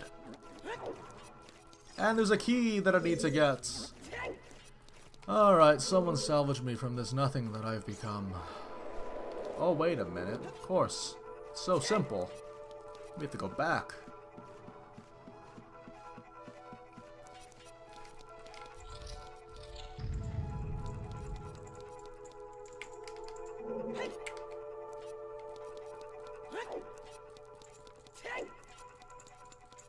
I actually never heard that theory. I never heard that theory about the forest dungeon in Twilight Princess being the Deku Tree. Alright. Oh man, you know, it's a game I want to find a copy of. I want to find a copy of Thousand Year Door. That was a good game. Like, that is one of the few games where I would actually legitimately tear up. Like, I don't usually tear up playing video games, but that is one of them. Paper Mario, Thousand Year Door. Like, it's so clever. The writing is very well done. It's a game with multiple characters, but it doesn't feel so much that characters are immediately outclassed or like overshadowed by other characters. It's a good game. The thing that annoys me about game theory is the fact that they make so much more money than me, and people like them more than I do, more than they like me. Bitterness. Yeah, I'd love to find a copy and play it. There's actually quite a few things that I want to do on this channel when it comes to playing stuff, but when it comes to doing actual like Let's Plays, as in like it would be a video series of me playing a game and uploading it, the only way I would ever do that, because part of the reason why I don't want to do it is because so many people already do it. Like, it's such a common thing on the internet that I'd literally just end up being like every other channel. So the only way that I would make it different is that if my personality was better, or if my personality was like unique and it stood out. Oh, I have to fight these guys. Okay, I need the hook shot, man. Okay, fine. That's kind of the annoying thing too about a lot of the rich people. Oh boy, this could be a bad situation. Oh my goodness, target, please! Are you kidding me, game? Oh man, that's one of the things too. It's just like it doesn't target when you want it to, even though that's supposed to be like the one redeeming factor of the 3D space. Ah, that's awful.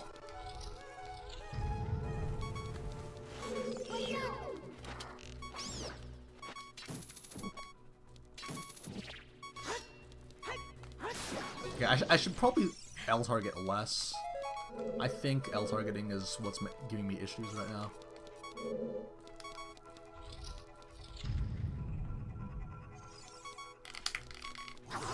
What the? Okay.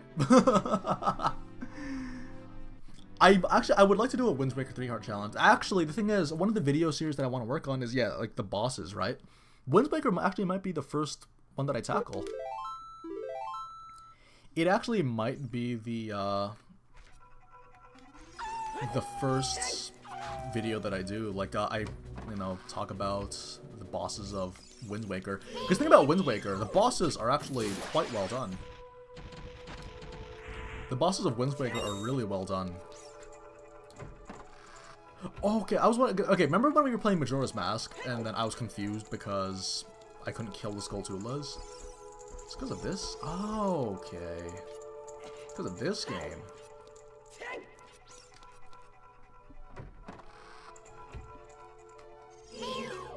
Yeah, the whole comments about how all the rich people that are complaining that capitalism is bad. Even though, like, they only became successful because of, or at least partially due to a capitalist society. That's the thing that bothers me. Anyways, what was I saying? Right, so there's actually quite a few games I want to do, and if I wanted to ever do a Let's Play, it would have to be one where I would literally just have friends with me. I'd literally need to have a friend with me playing the game with me, so it's just not me by myself. Because if it was me by myself, then why don't we just do it as a stream? Yeah, why not just do the stream then? But yeah, that's the thing though. Like, what would you guys want to watch? Like, I actually don't mind doing that because I'd find it fun. I would actually find doing a Let's Play fun. It's just that I'd rather have one that people would actually watch instead of wasting my time. Because for me, it's not that I am my own boss and I can pick whatever I want. It's more like I am happier to present stuff that people actually want to see. So yeah, you can call it pandering all you want, but it is what I want to do. A Game Grump style Let's Play? Okay, so yeah, I have a friend who is like, how would I say it? Like, I have a friend, he is basically, I guess if I were to make a comparison, he's essentially JonTron. he acts like, only if he wants to though. Sometimes he doesn't act like him, but other times if he wants to, like the screaming and the impressions. He's a very JonTron-ish person. But I thought it was funny because actually I was watching them play.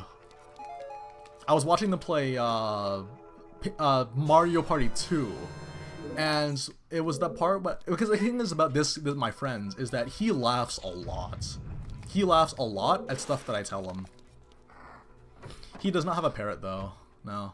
But he laughs at a lot of the jokes that I tell him, and it's mainly because it's just like, because we're both really ridiculous people, like, together, so that might be fun. I don't know, I think that might be fun. Like, if I can, I want him to. It's just that he's also playing Breath of the Wild right now. He's playing Breath of the Wild, and like, not because he doesn't have a Switch, and his Wii U got stolen. It sucks. But he, man, like if he's gonna come over, he'd probably want to play Breath of the Wild. So, no, we'll see.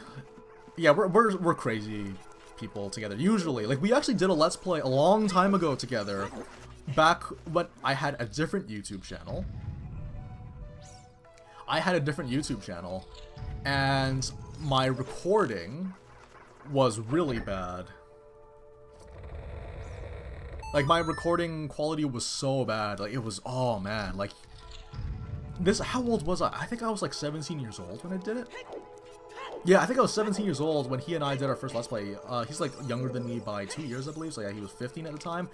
It was hilarious. We did a Let's Play of Resident Evil 5.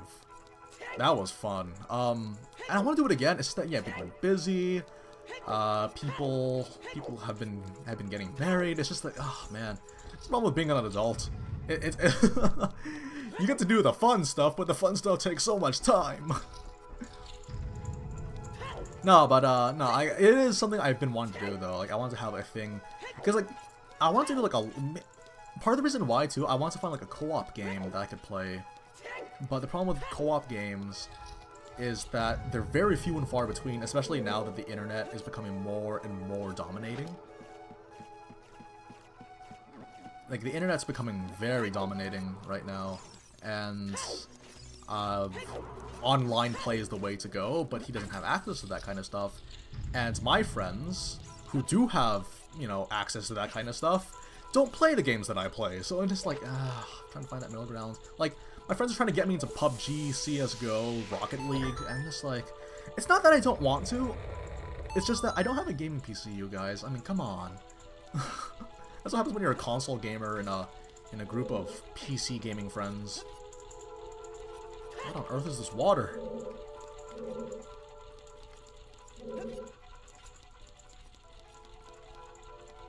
But yeah, I'm thinking though of stuff that we could do. Like, I guess we could do the original Legend of Zelda, and we would take turns when we would get frustrated, like in the finish, maybe.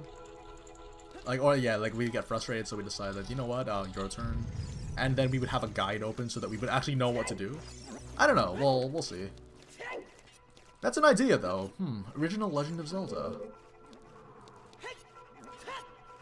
That's an idea, actually. Well, I'll think about that. Because we can do it. Like, I do, in fact, have access to the original Legend of Zelda. Well, not the original, like, on the NES, but I mean, like, Legend of Zelda, what's it called? Like, Legend of Zelda on the classic Collector's Edition? Wait a minute. Something's not right. Oh, okay, I was thinking to myself, like, this is way too familiar.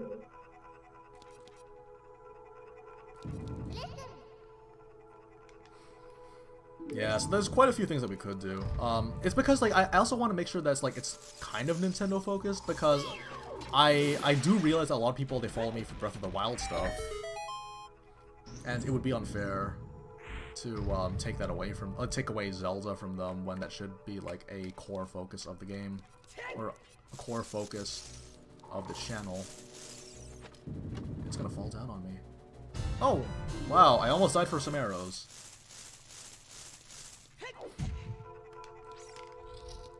Here we go. I'm actually not a very big fan of horror games. Like, at least not modern horror games. Modern horror games suck, in my opinion. Like, I tried... What's that game called again? Outlast. That... Oh my gosh, that game... I didn't like it. It wasn't good. Because, I don't know. The thing about me in horror games is that there's an art to horror games, you know? There is an actual art to horror games. And Outlast doesn't take that into account when they make it.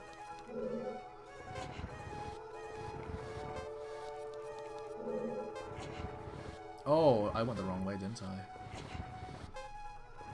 I? I don't know what I'm doing. Okay. But yeah, like, horror games, in like modern horror games, they're really bad. Like, cause like it's just, it's jump moments and gore. Good for you. I could literally have made that up myself on paper, and at least it would have been more terrifying, because now it's your imagination doing half the work. Which is what makes horror games effective anyway? Yeah, I don't think I got this. No, I don't got this. Ah, okay.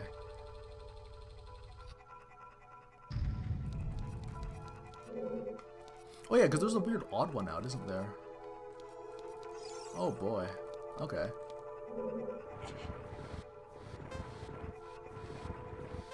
Okay, I remember now. Yeah, there's the weird odd one out.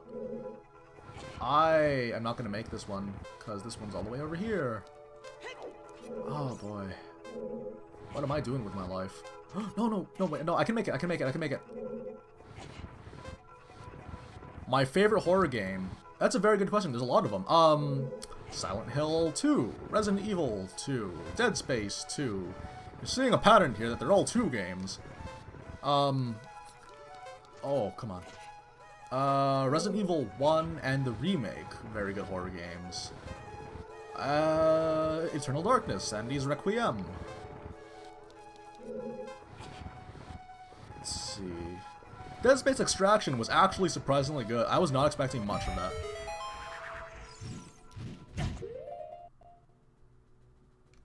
Now, this is a story. Everything's blue for him. Thank you, Raytrix, for your pro tips.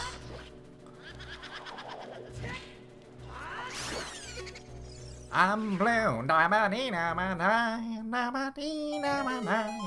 I'm sorry. I'll not do that again.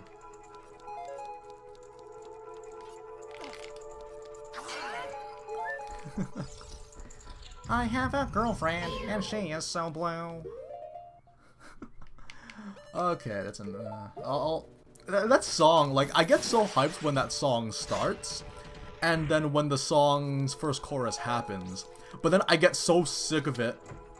I get so sick of it when it's like the when it is the chorus. No. Then I get sick of it when it's like halfway through the song. It's like, okay, now the song's getting old. It's like you have to listen to it like once every year in order to maintain the magic. I don't know, Mickey, what did you say? You say so many things that I kind of just learned to ignore them all. Okay, so I need the bow and arrow for this one, don't I?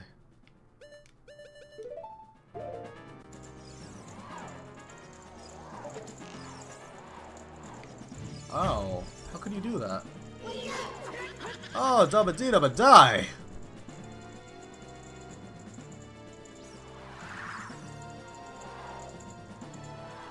Yeah, I guess the rest of the song is just like, it's so hype at the beginning. It's so hype. But then... one of you guys... Really? Wait, what do I do? What? Huh? What the? Oh, I shoot them one at a time. Okay. That's... oh, okay. I was thinking it was like... oh, I thought I was... let's wait for the last one. Alright. That looked like a hint. Yo, that is cheeky. I'm blue, dabba dee dabba die, dabba dee dabba die, dabba dee dabba die. Yeah, the one that twirls is for real.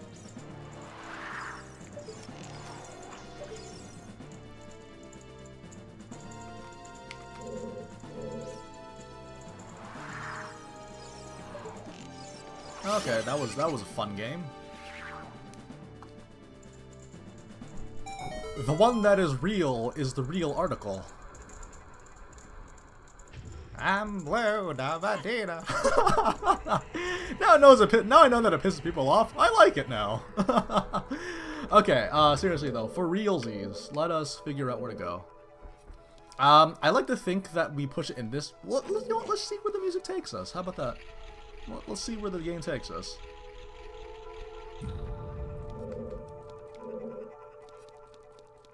The one that you can see. Oh no! Wait a minute. What is this?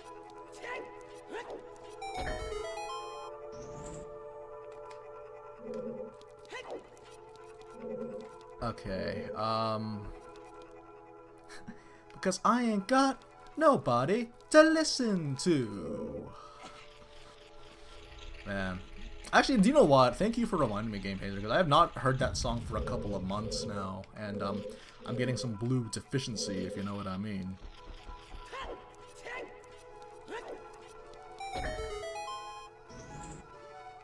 Everyone can just turn off the sound, but then how would they know when to come back in? We have a lot of fun on this channel. Now, that's actually the issue too, actually.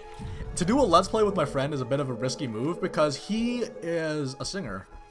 Well, no, it's not. He's a musician. A very talented musician. He's a very talented musician, and we sung a lot together back in the day. And that is like, you know, and then we like sometimes we would think to ourselves, oh man, you know what we should sing. And sometimes we would just, for the hell of it, we would sing while playing video games. Like, I remember we were so hype during, we were playing, was it, I think it was Resident Evil 4. Resident Evil 4. Oh, by the way, Resident Evil 4 is also on my list. Ah, Fidel Garcia, how you doing?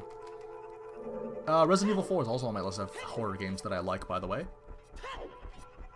But thing is, though, we were... It's not even that we were drunk or anything like that, because we don't actually do that kind of stuff together. It's just that we were so hype. We were so hype that we started singing freaking I Love the Way You Lie. Rihanna featuring Eminem. It was so funny. Actually, no, I don't know, 'cause I'm not... here's the thing, I'm not a good rapper. I can't rap.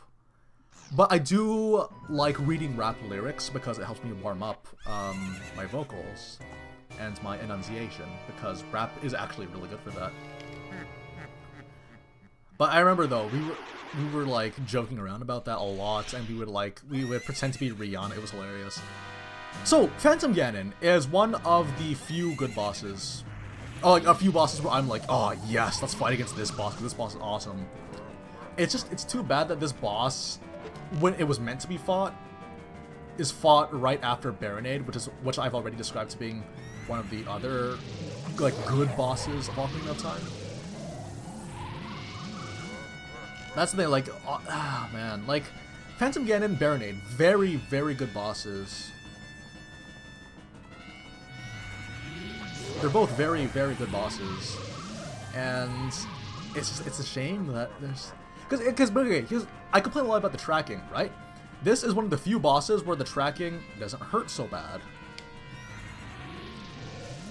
This is one of the few bosses where the tracking doesn't hurt so bad.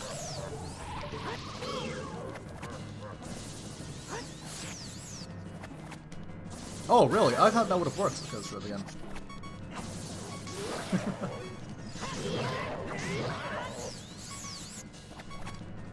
Oh, I thought okay, I was too early. I was too early. Whoops. I like this boss battle, though. It's one of my favorites in Ocarina of Time, especially design-wise. Design-wise, it looks really cool. It was funny, actually. I did a write-up. Of, well, I had my first draft of the top bosses in the Zelda 3D, you know, in 3D games, right? I had the lists written up, and I noticed that most of the like top 10 is dominated by something Ganon. Something Ganon. Like there would be Ganon in it somewhere. Like there'd be like Thunderblight Ganon, Puppet Ganon, Mr. Ganon, Evil Ganon. You know, it's just like they put a lot more thought in the boss fights at the end of the game than in the rest of them, and that's kind of a bummer, really. It's a real bummer that they would do that, to be honest. Like, I feel like they should put more effort into their bosses.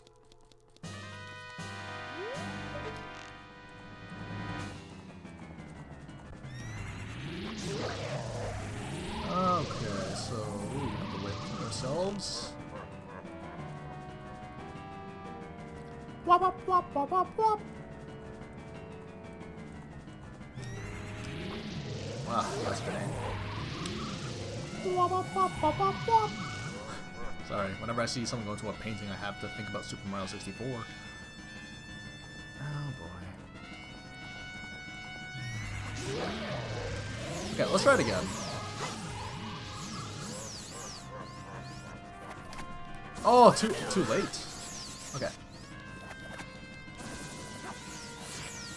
Let's use the empty bottle. That ending was funny. Come on, float your way down, my good sir. Really? I feel like I should have done better. Okay, yeah, okay, let's not use the bottle.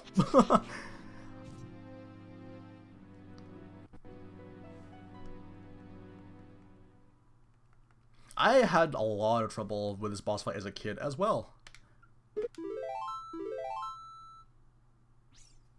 I remember actually, I think actually this boss, no, that's not true. Evil King Ganondorf gave me the most grief as a kid. That, oh man, that's actually, I hated that boss fight. I did not like that boss fight.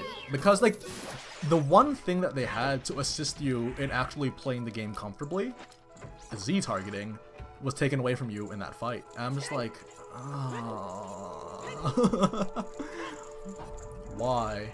But it's fine. It's kind of redeemed by the fact that the boss battle that happens after Evil King Ganondorf is like the best one in the game.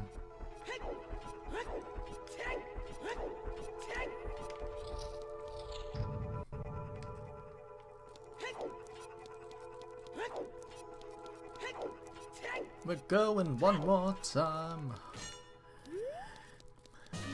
Maybe we're just trying too hard. Because really it's closer than it is too far.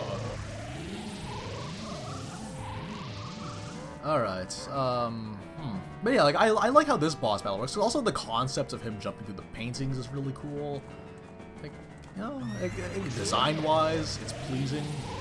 He also has Reggie, my horse from Breath of the Wild, is here as well.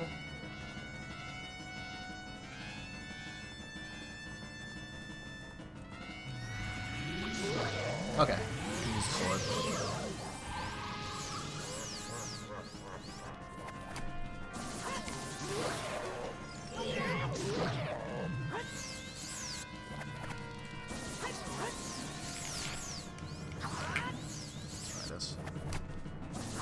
Really?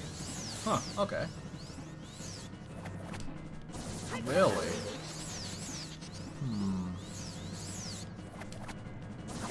Yeah, a little bit early on that one. I need distance, man. Like, this is just like the Guardian Skywatchers, where he would give you, like, no distance to work with. Or, like, he would constantly be getting out of the way, so no matter how well you play. It's kind of like that with the Guardian Skywatchers.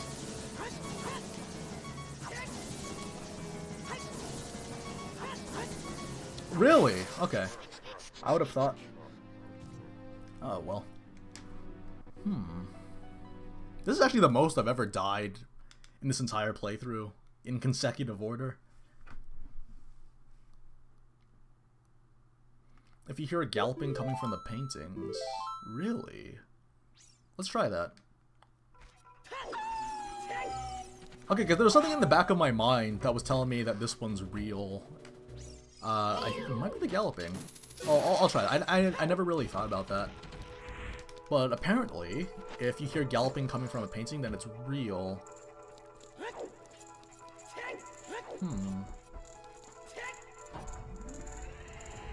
Yeah, let us test this method. Make things a lot easier for me. Link, what is your question? I thought mutes couldn't talk. Mutes can type, though. Mutes can type. I almost died. Okay, there we go.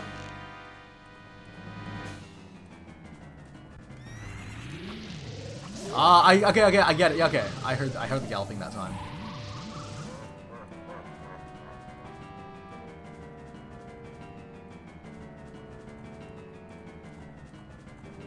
There were no alternatives. There were no alternatives there. That's interesting. Okay, it has to be this one. It has to be this one. I hear the galloping. Excellent. Okay, that's cool.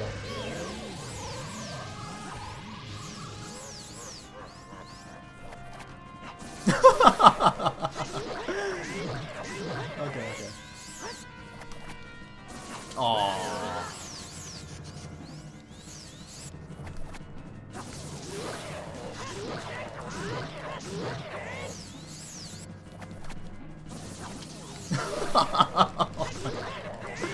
What on earth is this game?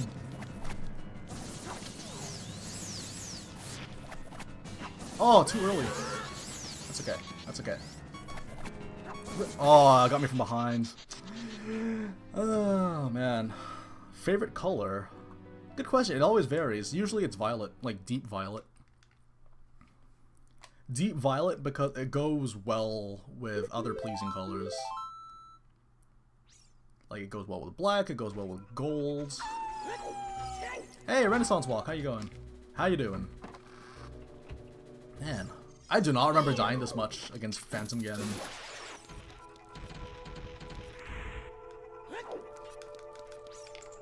Yeah, I'm a fan of the Deep Violet because it has so many different meanings to it.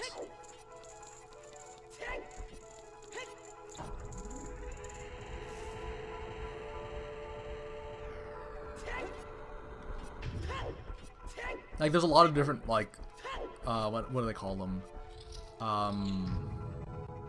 Symbolisms? No, there's different significant things to the color purple. A lot. There's a lot of different symbolism behind it. Hey, King of Dragons, welcome back.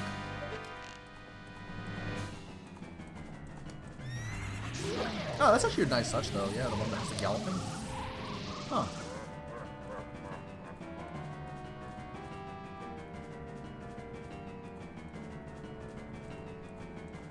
Oh, what? It was coming from this direction. Whoopsie daisy.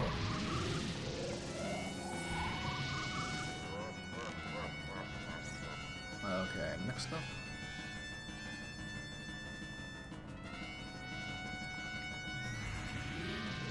Oh, I couldn't see that properly. Okay, let's try this.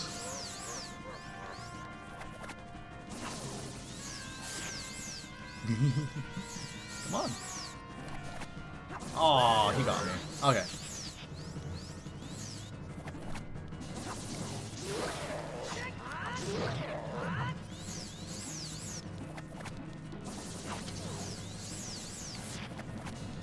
Oh, too early, man. I'm messing this up so much.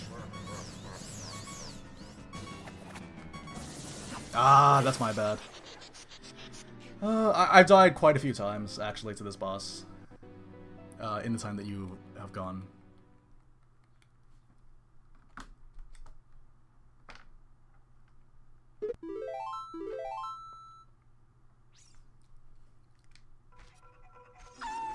We're running out of arrows. How do we refill? Gotta restock later.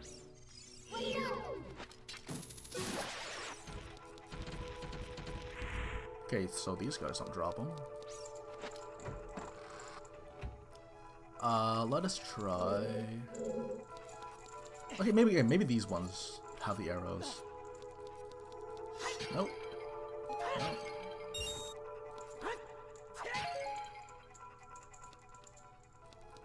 Oh, hang on, guys. I have to answer a message. In the meantime, enjoy this link.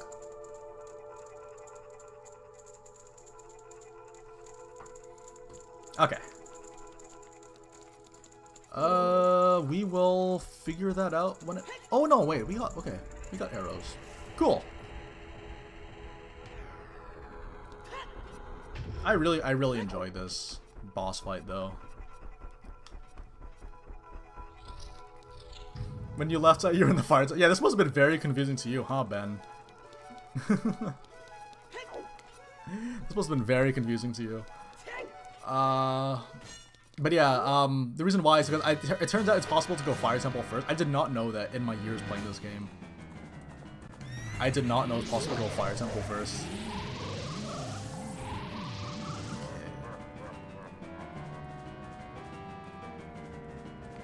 Yeah, it's this guy.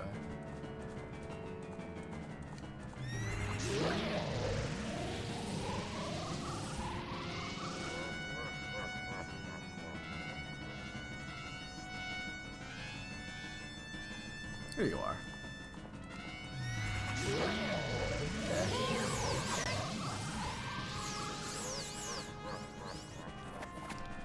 Oh, too slow. I was too slow.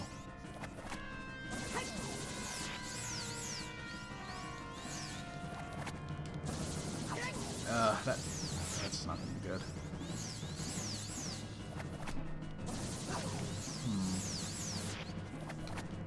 Really? I would have thought I had more time. Okay, I did it way too early.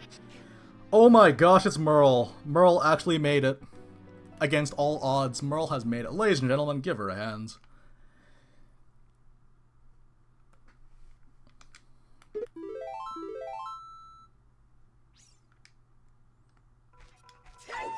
Does this mean I can stop dying now?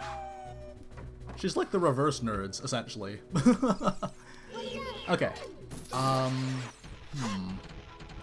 trying to think, like, yeah, I just have to adjust the timing on my bottles, because, you know, the reason why I don't like using the sword that much against Phantom Ganon is because you saw what happens. I would swing the sword, and then the ball would go in a completely different direction. And as it stands right now, I don't know what angle, or distance, or even what sword strike it has to be. Try not targeting. Yeah, I guess I could try that too. I'm not a very big fan of the not targeting thing, but we'll try it. Like, what do I have to lose? What do I have to lose? Let's do it. Hello.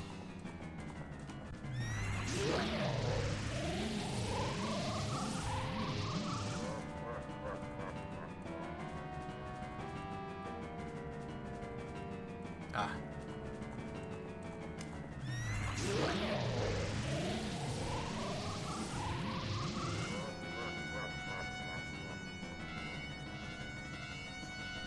It has to be this one, yeah? This one. It has to be this one.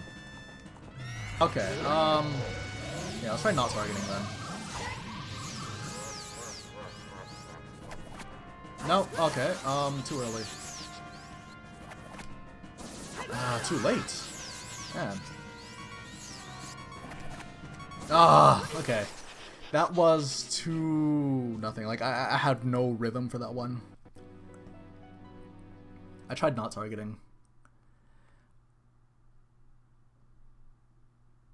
Because yeah, the thing that annoys me about using the sword as well is it shoots it at such weird directions. It doesn't go towards the boss, which I guess makes sense. I guess it makes sense because obviously if you hit something, it should go in the direction that it should be going in, and not the one that you want it to be going in necessarily. We'll see. I don't know. What's a fun anecdote that I could talk about while this is going on? But yeah, right, so yeah, about doing a Let's Play, I'm not sure what game it would be. I guess original Legend of Zelda is an idea, and then we would just have the guide out so that we wouldn't be lost. But, yeah, that's all I can really think of at the moment. Unless you guys have other suggestions. If you guys have any suggestions. Like, oh, you know what, so another thing that's been on my mind lately is, you know how, okay, for those of you guys that know me, I'm a huge fan of the Dark Souls series. Dark Souls is one of my favorite games ever, because I love the challenge. Hang on a second. I love the challenge, but the thing is though, there was a news report that said that they had Dark Souls 3 functioning on the Switch, and that had me so excited. It's like, oh my goodness, how amazing would it be to have Dark Souls on the go? Absolutely fantastic. Try this. No.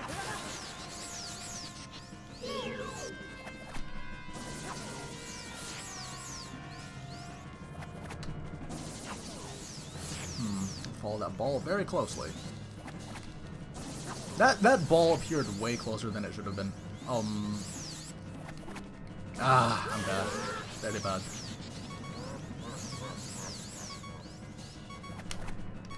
Oh, it's so... Oh man, like the ball when he shoots it, it appears around different places around him. I think I'm looking too much at him. I'm looking way too much at him and not at where the ball is, and I think that's what's killing me so much. That's the thing though, like I've established early on that I don't like Ganondorf as a boss fight because it doesn't work. Like I don't like the feel of that boss whatsoever, because they take away your Z targeting, which is way more useful fighting against them. So yeah, nah, sorry King of Dragons, it's not working, man. It's not working out for me. It might work out for your brother, but not me. Let's see. You only have 6 weeks. Oh, does that mean it's over for you guys now then? Yeah, I've actually, like, when I was ranking the Ocarina of Time bosses, I ranked King Ganondorf kind of low. I ranked King Ganondorf kind of low because, yeah, it's challenging, but in a way that it actually really does feel unfair. Like I like the atmosphere is really good. It's not like it's not like I've ranked him at the bottom because I'm salty. Because I didn't rank him on the bottom. But yeah, like there's a lot of good things about him though. The atmosphere is really cool. The atmosphere in which you fight him is really, really good. The music is well done. Whenever he hits you and starts laughing is a really nice touch as well. Makes him feel like a villain. Oh, it's too slow. Okay.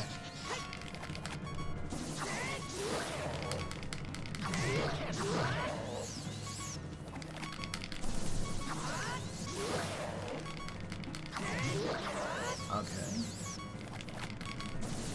More active hitboxes, that's what I want.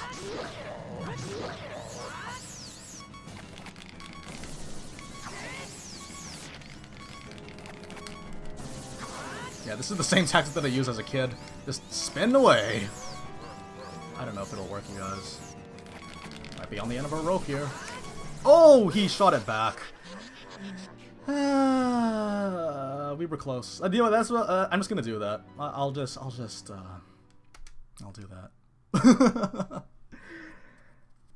Because I remember I did a video and I used the empty bottle and I was doing so well. We're running out of arrows. I can try that. I can try shooting with arrows. I'm not sure if it'll work, but we can try. No harm in trying. I mean, where do we gotta be?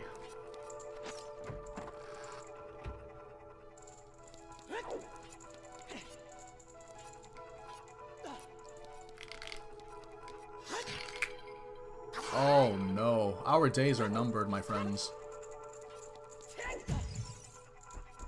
Yeah, I feel like it won't work, but actually that's the thing to do. I'm going to lose my arrows, so let's not. Right, so what was I also saying? Yeah, original Legend of Zelda as a Let's Play idea could be interesting. Yeah, that's all I can really think of off the top of my head. Adventure of Link would be pretty exciting. Adventure of Link could be a lot of fun to play.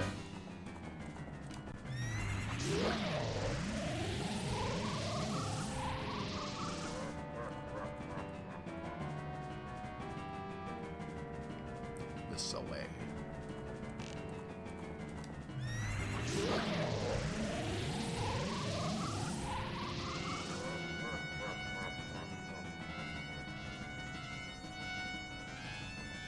Here we are.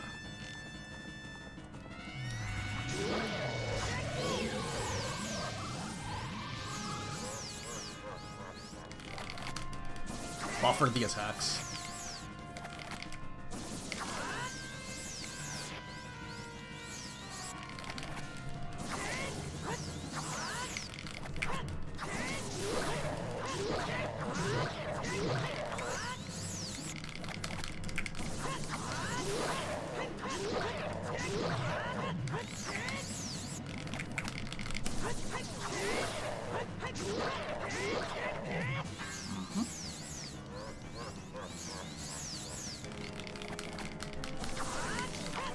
Oh, come on, spin some more, man.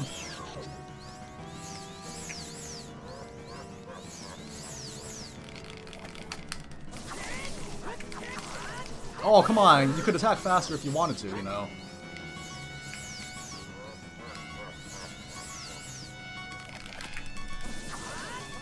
Are you? I'm mashing B. Why? I don't know what it is. Like, well. I would have thought. I guess they want you to have that long distance battle. Then I don't think the attacking speed of Ocarina of Time would actually allow for that. To have your close range battles. That's okay though. I could use some arrows though. Alright, see you later, Mickey. I'm trying to think. Like, yeah, I guess we have no choice but to do their long-range distance battle, which is fine.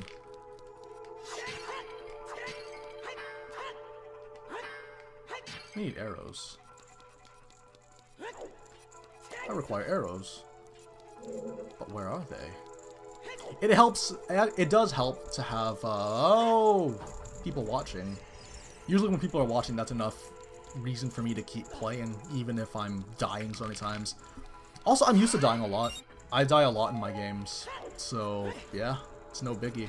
That's the thing about me though. Like, I actually don't believe I'm that good of a player in any video game whatsoever. It's just that I died so many times that, well, you have to succeed sometime, right? Can you use the claw shot? No, you can't use the claw shot because mine does not reach that far. Let's try this. Oh, that is so cool how the music just, like, abruptly stops. Alright. That's the thing about me, like, in games. It's not that I'm a very good player, it's just that I don't mind dying very much. Like, I do get mad playing Splatoon. Splatoon 2 is, like, the ultimate source of salt in me lately. Like it generates the most salt that a game has not done to me for some time since... I don't know, what's a game that made me really salty? A game that makes me really salty, I guess... Smash Bros? Oh my goodness. I keep forgetting that it's not as fast.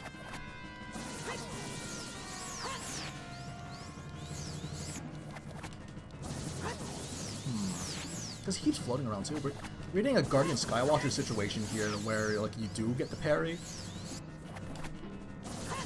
Really? Come on. Okay, let's try this again.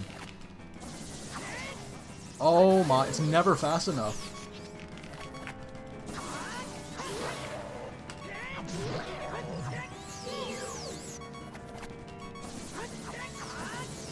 Seriously? Well, time to play the Beep Beep Simulator.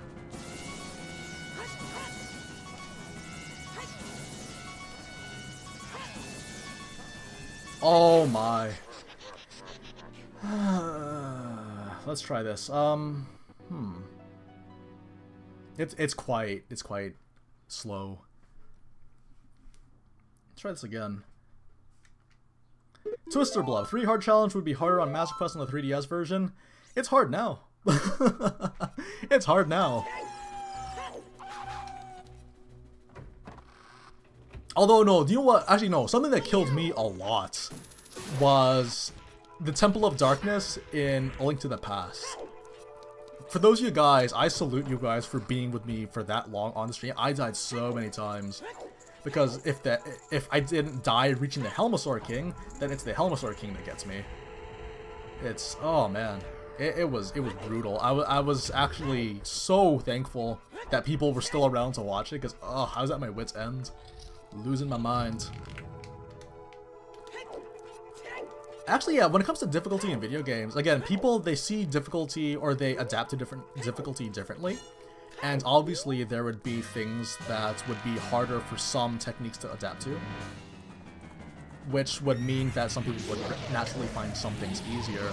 Because I remember people were complaining, there were people in the comments of one of my videos about saying that Thunderblood Ganon was so easy. I don't understand why people are saying it's so hard. You gotta admit though, like, there's a reason why people find that boss challenging, and it's because he's very fast. You can't cheese him because he has a shield. Like, he has a shield that can block the attack, so it's not like you can burst them down to nothing with a Savage Line Elbow. You actually do have to wait for him to attack you. Let's try using this. Yeah, okay, he blocks them. That's interesting.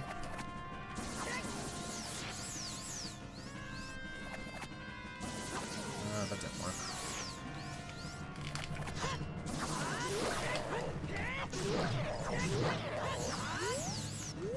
Oh, hang on, I wasn't ready.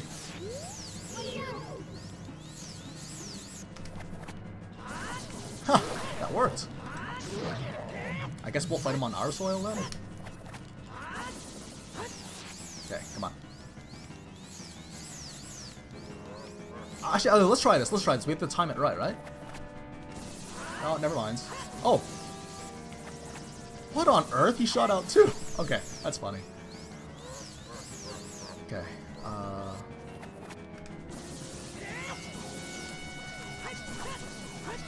oh my, I did press it. I did press it. But, okay. I see how it is. I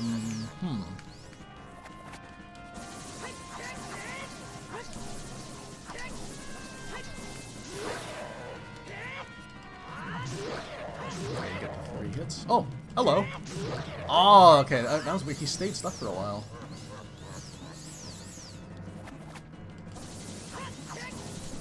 Oh, okay. I should have been faster for that one.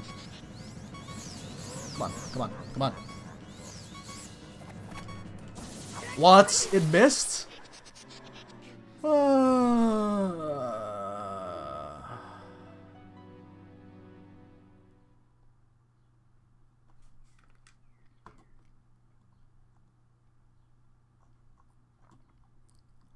Oh no, it's Tozo Tube. It's time to start dying some more. TozoTube, ladies and gentlemen, TozoTube in the chat. If you guys are into Splatoon 2 stuff, you should check out his channel, because he actually has some good Splatoon content for you to peruse. It's not no face, actually.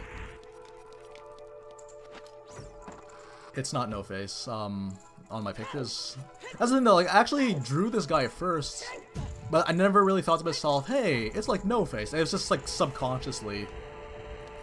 It's like subconsciously, I just drew it without realizing that, oh yeah, it is kind of no-facey looking, isn't it?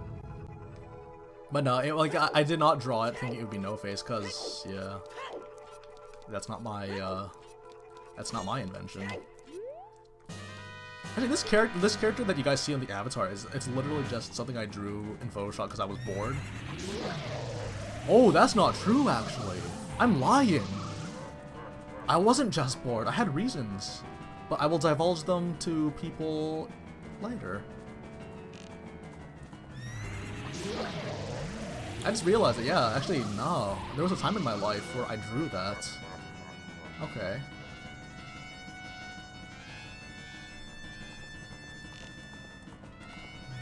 Okay. Now, this is the part where, oh, wow, the spin came out late. Or, rather, I released the spin too late.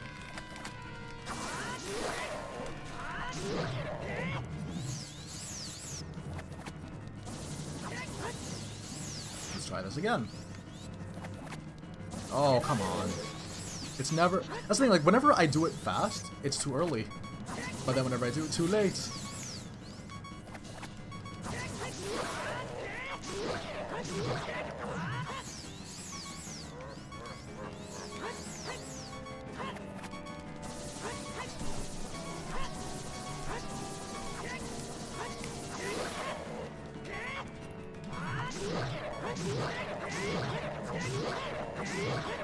That was a lot of hits. Not sure why.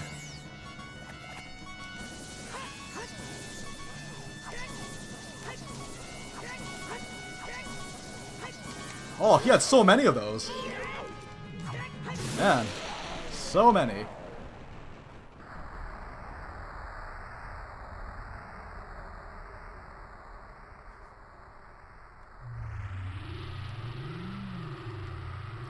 Hey kid, you did quite well. It looks like you may be game. Oh man, why is he sound like Shadow the Hedgehog? Okay. I gotta say, like, looking back at the writing in Legend of Zelda, it ranges from being, like, I think when it comes to, like, world building and exposition, they're really good.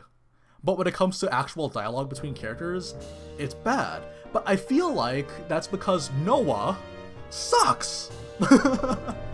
It's Noah's fault. Let's just blame Noah. Because, like, that's the thing, Noah, when it comes to translation and localization, what demographic are they trying to reach? Like, there are times where they try to reach an older demographic and a younger one, but, like, I don't know. When it comes to localization, Nintendo of Europe does way better. Case in point, Xenoblade. Because, like, I kind of wonder what would happen if Nintendo of Europe localized Fire Emblem. I wonder what would happen. I feel like it would be way better. Oh well. Anyways, let's enjoy the cutscene with this underage girl.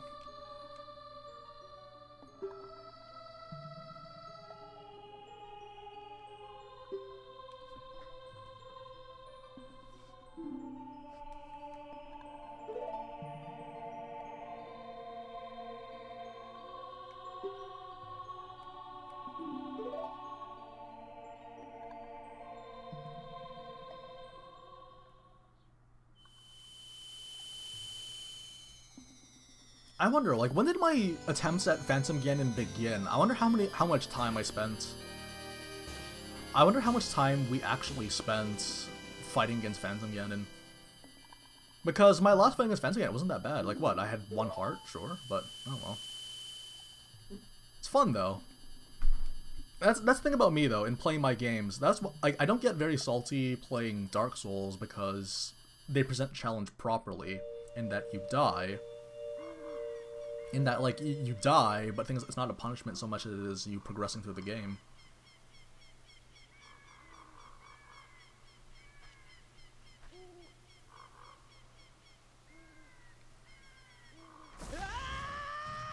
I love this guy. Look at him. Hi there. I'm the Deku Tree Sprout. Because you, Saria, broke the curse on the Forest Temple, I can grow and flourish. Thanks a lot. Thanks a lot. I won't.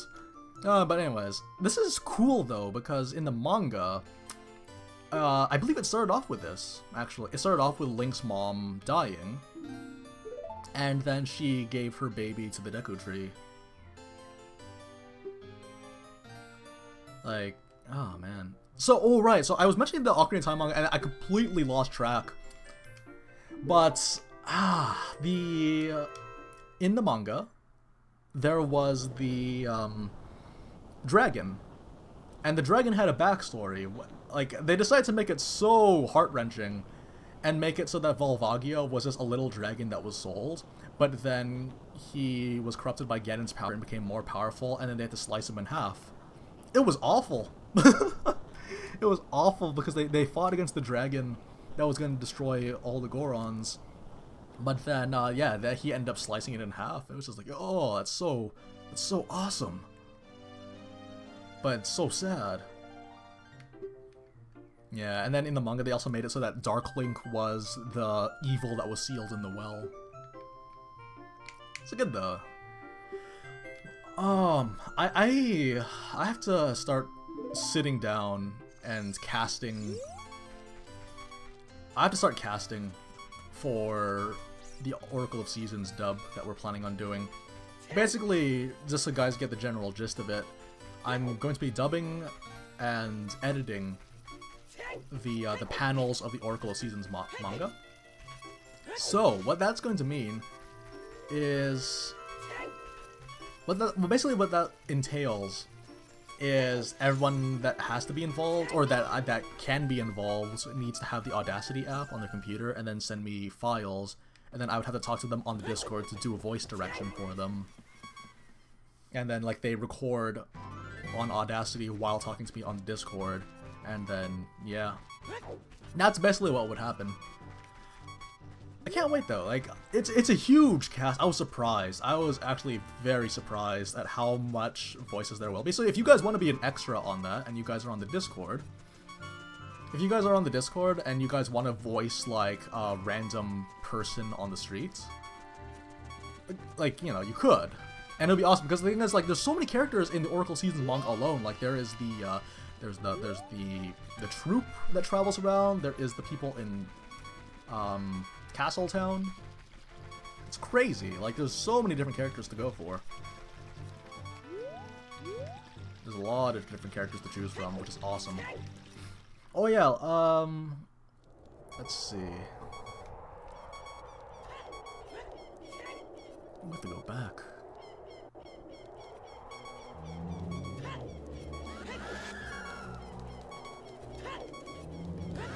Yeah, I'll let people know. I'm actually going to be putting up text chats that overlays the entire cast, and then I'll let you guys know which ones are open, and then also, like, who's gonna be playing who. I don't get the prelude? What? Oh yeah, Link Hero of Time. I could actually send you a link to the Discord. We can talk about it there.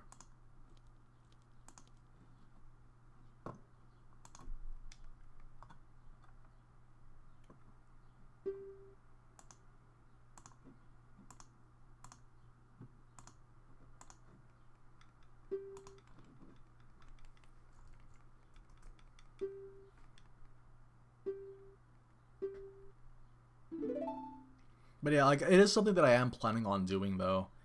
It's, part of the issue that I've had is that, yeah, like, we're finding a Link casting. The thing about Link, though, is that he has so much dialogue. He has, like, 80% of all the dialogue, because he talks to himself a lot. And I was worried because, like, I need someone that sounds like Link. I need someone that has, like, a higher voice than mine and is passionate about the character. So I need someone that's passionate about the character. Because for me, I'm going to be playing quite a few of the male characters. Because I have, like, 3 male voices that I can use. Like, I have, like, my normal voice, I have a very low voice, and I have a angry villain voice. I also have the shopkeeper voice as well that I can't wait to be using. I don't know. I'll have to talk to some people on Discord to see if they're okay with it. But if you guys are like super passionate about doing the role, then I think that would be good.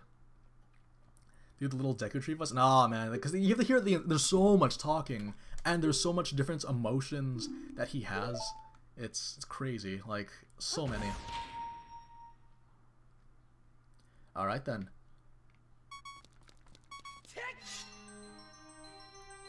There's quite a bit of stuff that needs to be done. But the thing is that, like, more than anything, I want to make sure that the voices are right at the same time. But thankfully, most of you guys, you could fit most of them. Oh my goodness, Link looks so weird.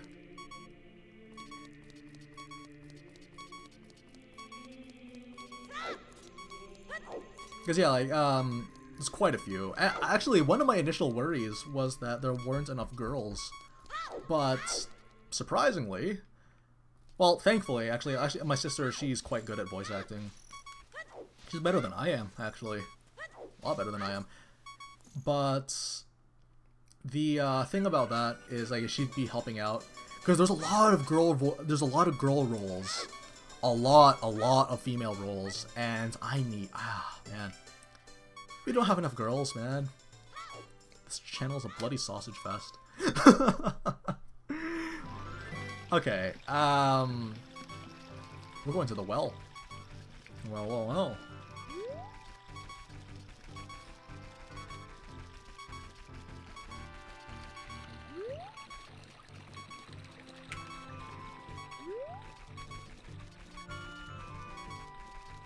Oh wait, I can't go to the well? Ah, wait a minute. I screwed up.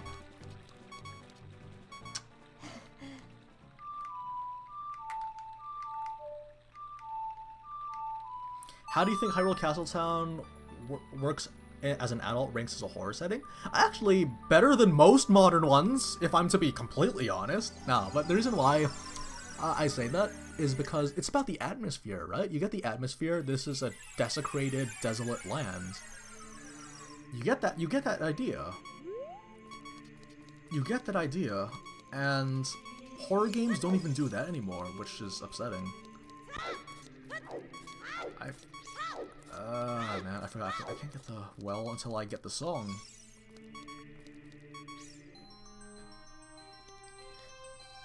I just wasted a lot of people's time. You know what we're gonna do? We are going to open the water temple. We're gonna reach the water temple and then end the stream there. The reason why is because, yeah, we're gonna go to the ice caverns. The reason why I want to delay going to the water, well, yeah, because when we start the next, when we do the next section of the game, I will just do the water temple first, just so that we can, like, get that out of the way.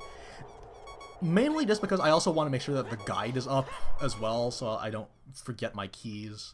Because I have forgotten quite a few keys in the Forest Temple, which is a much less convoluted area. Okay, so the first thing on the list is to go to the Zoro's Domain, yeah? Yeah, that's the thing, I'm not very good at glitches. Like, the only glitches that I'm able to do is the ones in Majora's Mask. I spent so much time, actually. I might do a video of that later.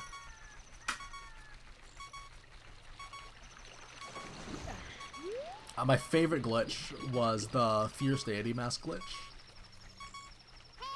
My favorite one was the Fierce Deity Mask glitch from, yeah, Majora's Mask. Like, you wear the Zora mask. Oh, my Discord profile is Princess Zorlda. based off the infamous Jeopardy question, where they ask us, when they ask who is the name of the video game character, what is the name of the video game character that that runs really, really fast and collects rings? And then one of the contestants answered, who was Princess Zelda? And I was like, yes, that is the one. Princess Zelda. Oh yeah, I totally write stories. A lot. Not necessarily good ones, but the thing is though, I'd rather, it's something that is just fun to do. Really. It's a hobby of mine as much as being on YouTube is a hobby of mine. Like, yeah, like YouTube is a hobby for me as well, but writing stories is just like, I guess it's the more wholesome choice as a hobby because it's more like I'm using my imagination to do things.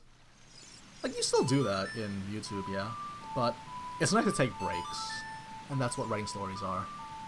Not to mention, I wrote stories a lot as a kid, so I've been getting back into that lately as I get older. Like, as I got older, I realized, you know what, why don't I go back to writing stories again? I used to do that a lot.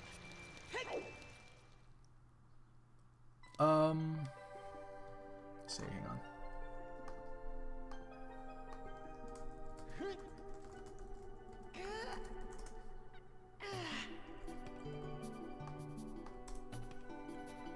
Okay, now.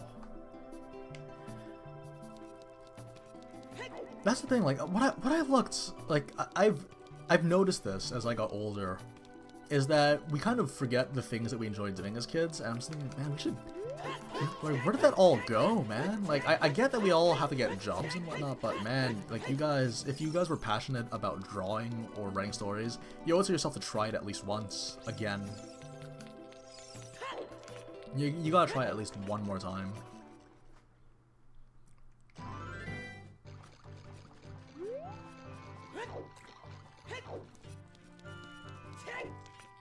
Because yeah, like, I used to write stories so much, and it wasn't until, like, recent events have transpired when I actually started writing again. And I was thinking, man, does it really have to take... Oh boy. Oh boy! I did not realize. Wait a minute, so... What? What? Oh, okay. Oh, okay. I was thinking to myself, like, that's a little bit weird. Let's do this again.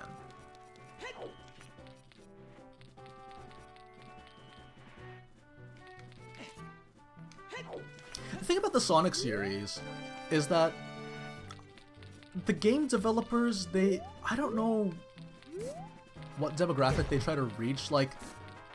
Oh, wait a minute. Oh, that was a grave mistake. You can get back up, though. No? Alright. Cool. But the thing is that, like, they actually have potential to be better games than they are right now, even with 3D Sonic games. Like, it's... Because, like, the characters, they all have cool designs. All the characters have really cool, vibrant designs. And it's a shame to see that none of them are being done justice, because, you know, we just can't anymore. Like, I looked at some of the concepts, and yeah, sure, the writing might seem a little bit weird for character concepts, but, like, I like Blaze the Cat as a character concept. What on earth is this game? Oh, man. Like, I really like Blaze the Cat as a concept. Silver the Hedgehog is a time traveler, which has been done to death, but, like, you know, it's cool that at least it's there. Like, there's a lot of potential for Sonic characters. Even Shadow the Hedgehog. People people make jokes all day about Shadow the Hedgehog, but man, at least it's something, you know? There's so many different ideas. It's just a shame to see all those wasted. Oh, that was so discoordinating. Oh, are you kidding me? By the smallest margin. The smallest margin of grabbing onto the ledge. Ah, yikes. Okay, let's try this. One more time.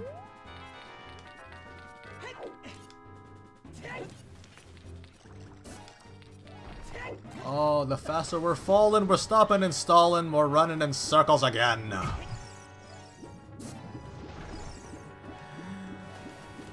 stopping and stalling. The faster we're falling, we're stopping and stalling, we're running in circles again. Alright. Okay. No! It moved me away! This is so... Can I climb the spinning platforms? Oh yes I can. Okay, thank you. I was worried, I was like, are you kidding me? Why is this taking so long? Got it! The faster we're falling, stopping and stalling. Oh, there's an ice block puzzle in this area that made me feel like such an idiot. And I don't remember what it was. I actually don't remember what it was. Like, I don't remember the solution. Oh, no. I want to live. No. No. No, don't push me into the spikes that I can't dodge off my own free will. Go. Oh, go. Oh, no. Oh, no. Oh, no, no, no, no. There. Cool.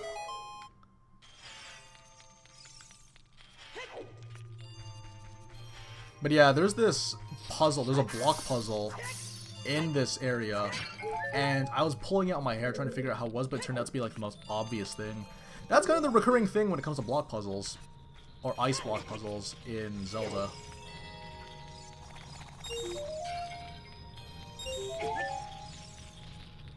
Alright.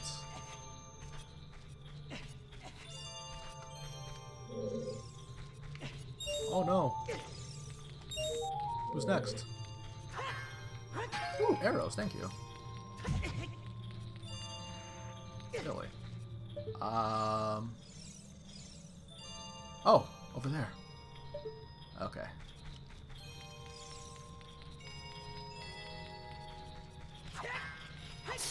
Cool.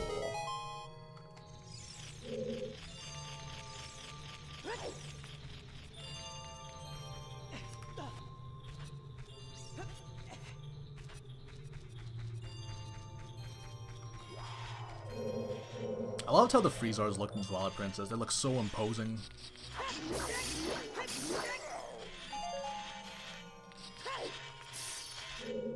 Here we are. It's not this one, is it? I just need the one bottle, right? Like... Oh my! How could I have possibly seen that? Okay, come on.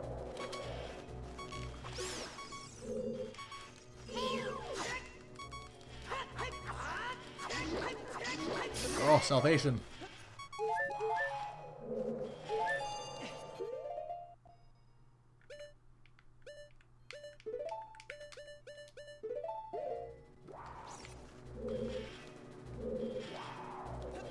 Here we are.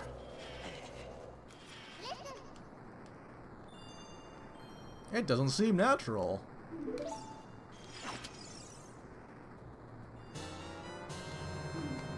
Yeah, there's actually so many different enemies that they could have had in Breath of the Wild. Like, I understand why they had, like, the low variety that they did. Because there's also the different tiers to work with as well. Like, the enemy diversity, like, it's very apparent that there isn't much of it. Because, you know, we played the game for so long and we get tired and we want to see more enemies. But in their defense, at least all of them have discernible AI. Like, each of the different enemies have discernible AI, and that's what makes them so much better than their counterparts in literally every other Zelda game. Okay, I have to go to this one, yeah? This is where I'm supposed to be going? I hope so.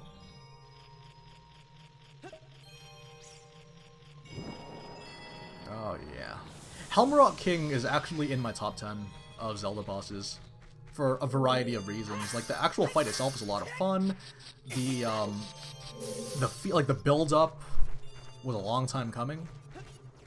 There's so much about Helmrock King that I love. The Helmrock King that I love. Come on.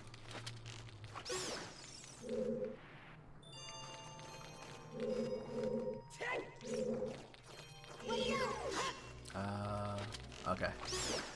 I completely forgot how to do this part, so bear with me if I screw up so many times. Some of us are not very good at this game.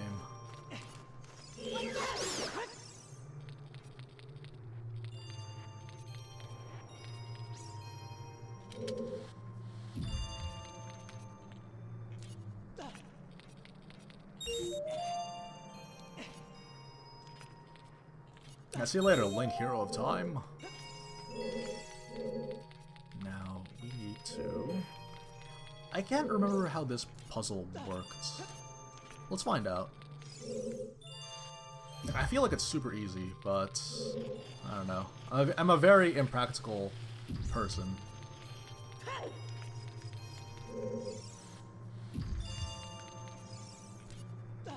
I still have my fingers crossed for Dark Nuts. I want Dark Nuts to appear and to be as imposing, if not more imposing, than Lionel's.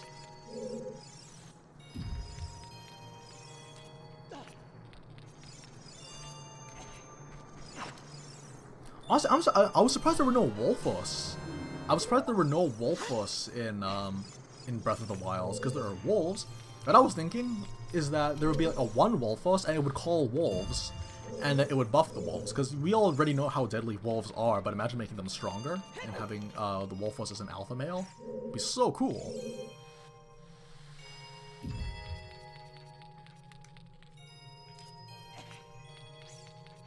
Like, it was really cool, like, you know, having Wolfos in there, have Dark Nuts wearing Ancient's armor.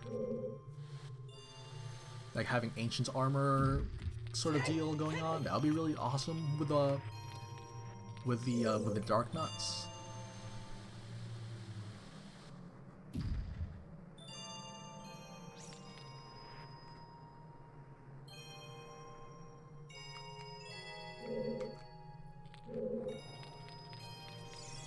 I like how the Lionel look in Breath of the Wild. Oh wait, there are no Lionel in Breath of the Wild.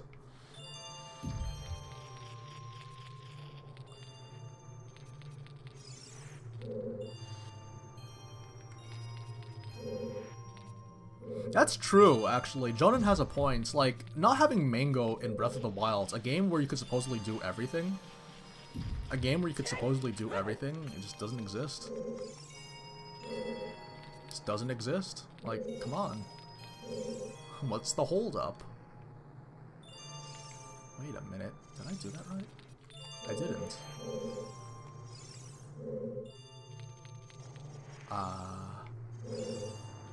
I did something wrong. I like how Moblin look in Breath of the Wild. Oh wait, there are no Moblin in Breath of the Wild.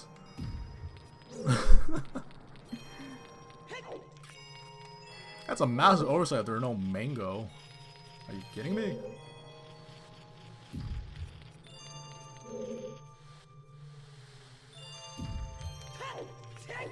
Lionels don't exist and none of you have ever seen one. Every video on YouTube about Lionel has been fabricated. Have I missed? Did I miss? Don't tell me I missed. Yes!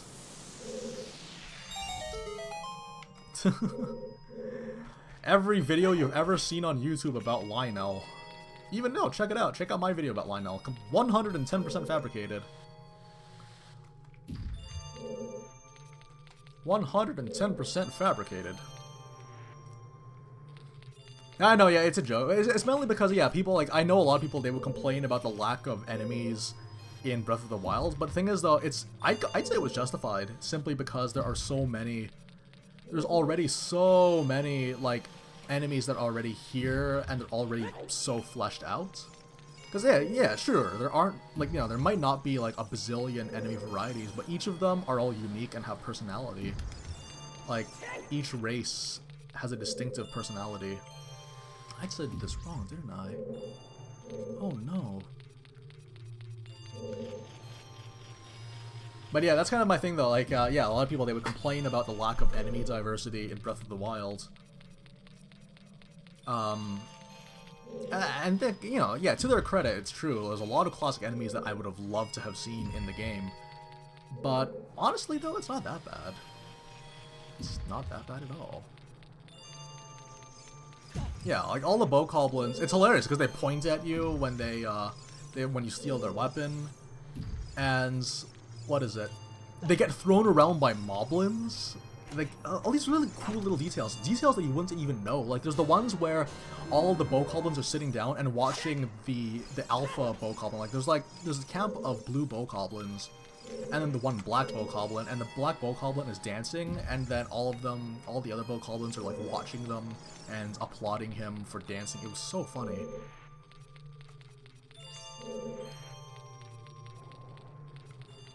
But yeah, that's kind of the thing. Yeah, true. You could. That's the thing that like we got a lot of good stuff at it as it is. It's really easy to play a game for 500 hours and then complain that it's boring because you played for 500 hours, like yours truly has.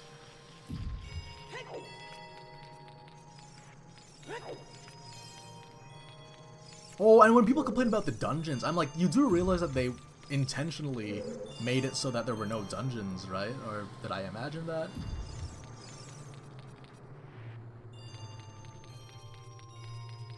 I feel like this is easy. What am I missing here?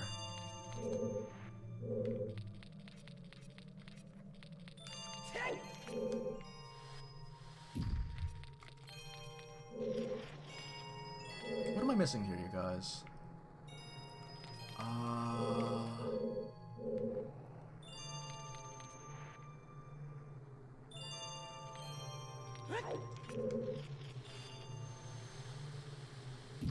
I feel like I should know this. I feel so silly now.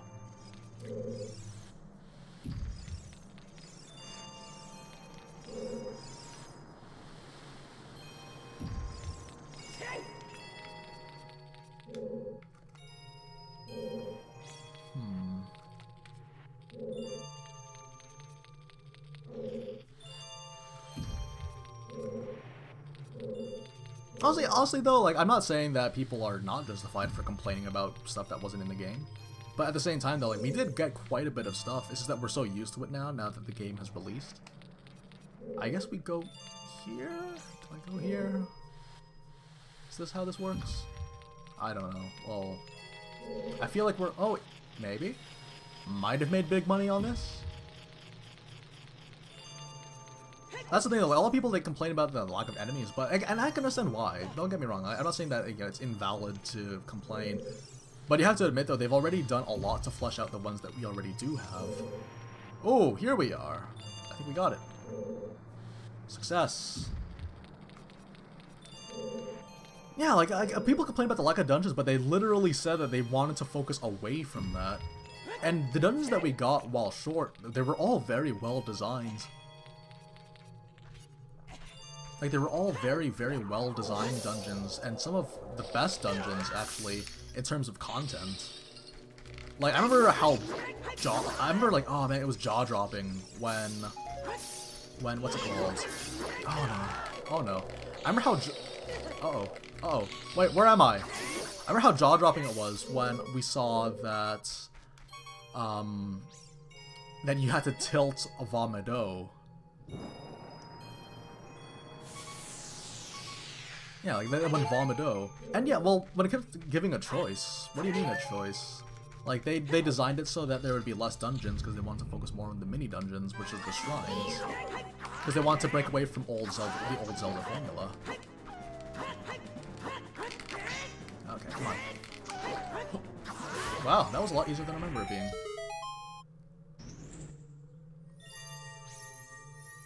Also, there's world bosses, too. And each of the world bosses, each of the world bosses have a unique gimmick to them as well.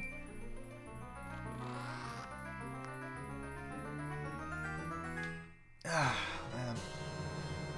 Iron boots, so heavy you can't run, so heavy you can't float. Yay, John, you actually made it towards, like, the ending of the stream, man.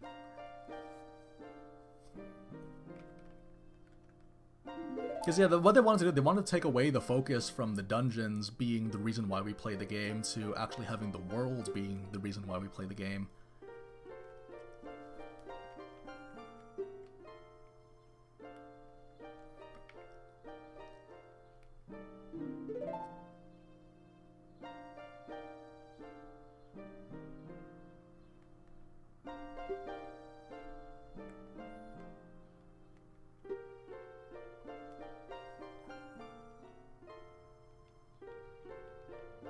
Yeah, I know, yeah, you have to wait for the backslash to one-shot them. I like this song. This was one of my favorite parts of the game, I think. I actually distinctly remember the first time I heard the Serenade of Water. Oh man, how old was I? I think I was 12. Was I? I was like, I was either 12 or 11 years old, I think, when I first got this. Let's do this.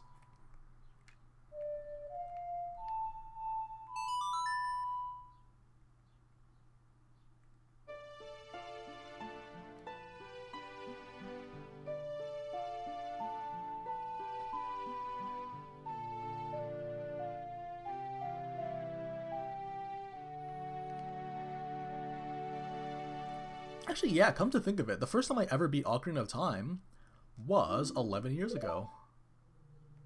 So that is one time skip in Ocarina of Time plus 4. Was it 11 years old? Something like that. Quite a bit of time. Man. Okay, we gotta get one of that blue fire so we can give it to the Majora man. Oh, because the thing is, so part of the reason why I want to dub the Oracle of Seasons manga is because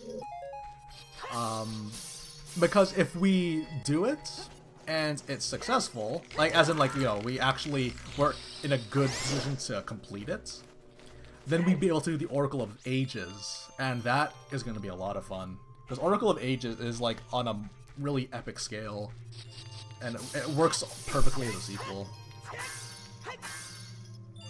Okay, here we go.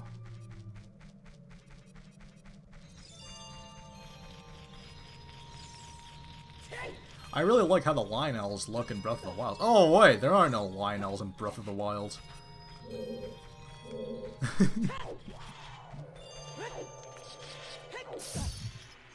Okay, here we go.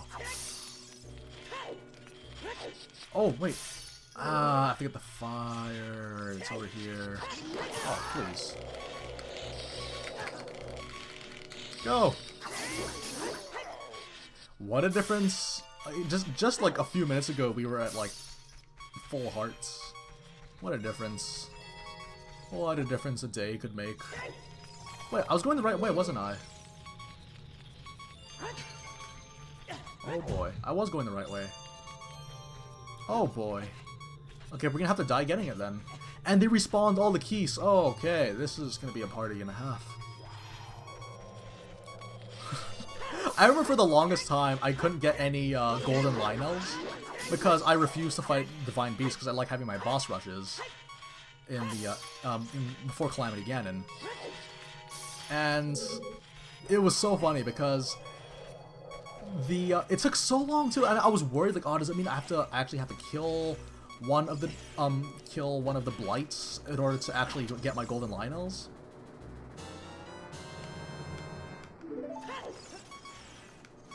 No, the reason why I'm joking about it is because it's complaining for the sake of complaining. It's complaining for the sake of complaining. Because, like, you know, this game that I've been playing for 500 hours is boring to me now because it had stuff that Nintendo decided not to include for some reason. No, but seriously though, it took so long, and I remember I had this inside joke. Golden Lionels don't exist, and you've never seen one? I went the wrong way again. Oh, okay. I made a joke. It was like golden Lionels don't exist and you've never seen one.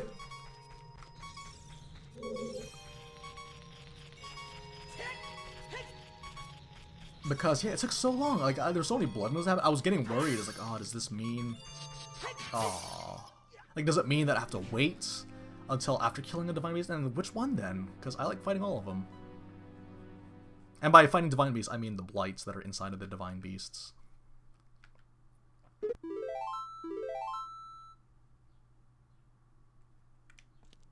I remember when I first... The funny thing about my experience with the Lionels in this game, it was very hard for me for several reasons. Part of the reason why is because the first Lionel I've ever encountered was a white Lionel.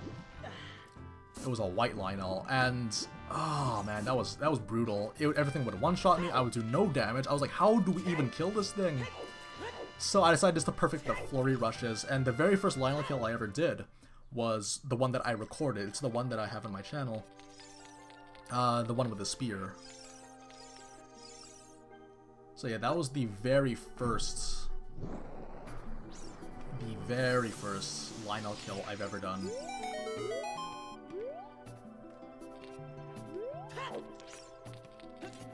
Golden Lionels don't exist and you've never seen one. But yeah, that's why it was so difficult. That's why actually it got easier for me as time went by to fight Lionel. Because I killed the hardest one at the very beginning, at the very first chance that I got. And then I was just like, okay, so I guess we just practice doing this.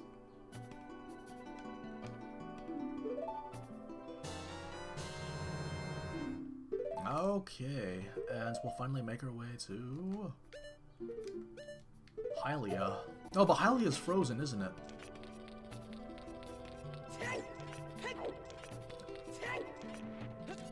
This is not how I want my weekend to go down. Alright, we have to make our way to Hylia, don't we?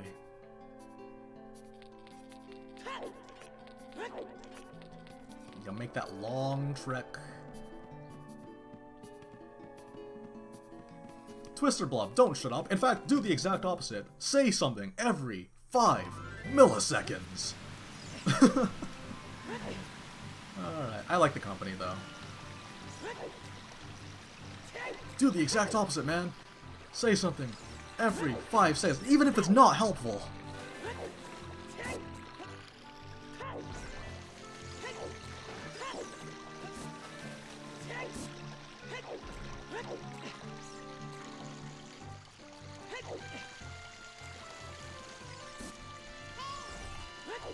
Oh boy, we're gonna find ourselves into some water temple. It's gonna be great, you guys. This is gonna be a lot. It's gonna be great.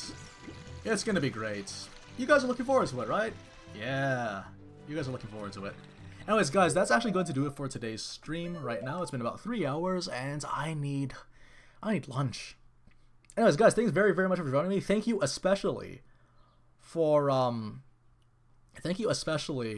sticking around when I was dying to Phantom Ganon like 500 times. Anyways, so Thursday we're gonna be continuing some Breath of the Wild. We're gonna be playing Breath of the Wild. I don't know if we have an agenda. We might just do a Korok hunt, hangout stream. Could be a lot of fun. So yeah, we're going to be doing some Breath of the Wild. It's gonna be great. Yeah, that's basically going to be. I'm gonna be working on a video series as well on my own time. I'll be looking at that. For those of you guys that are in the Discord and you're interested in joining the Oracle of Seasons dub, I'm going to be setting up a thread later today. Not now, but later today. Anyways, guys, thanks very, very much for joining me. And again, I'll see you guys later. Later, guys. Have a good day.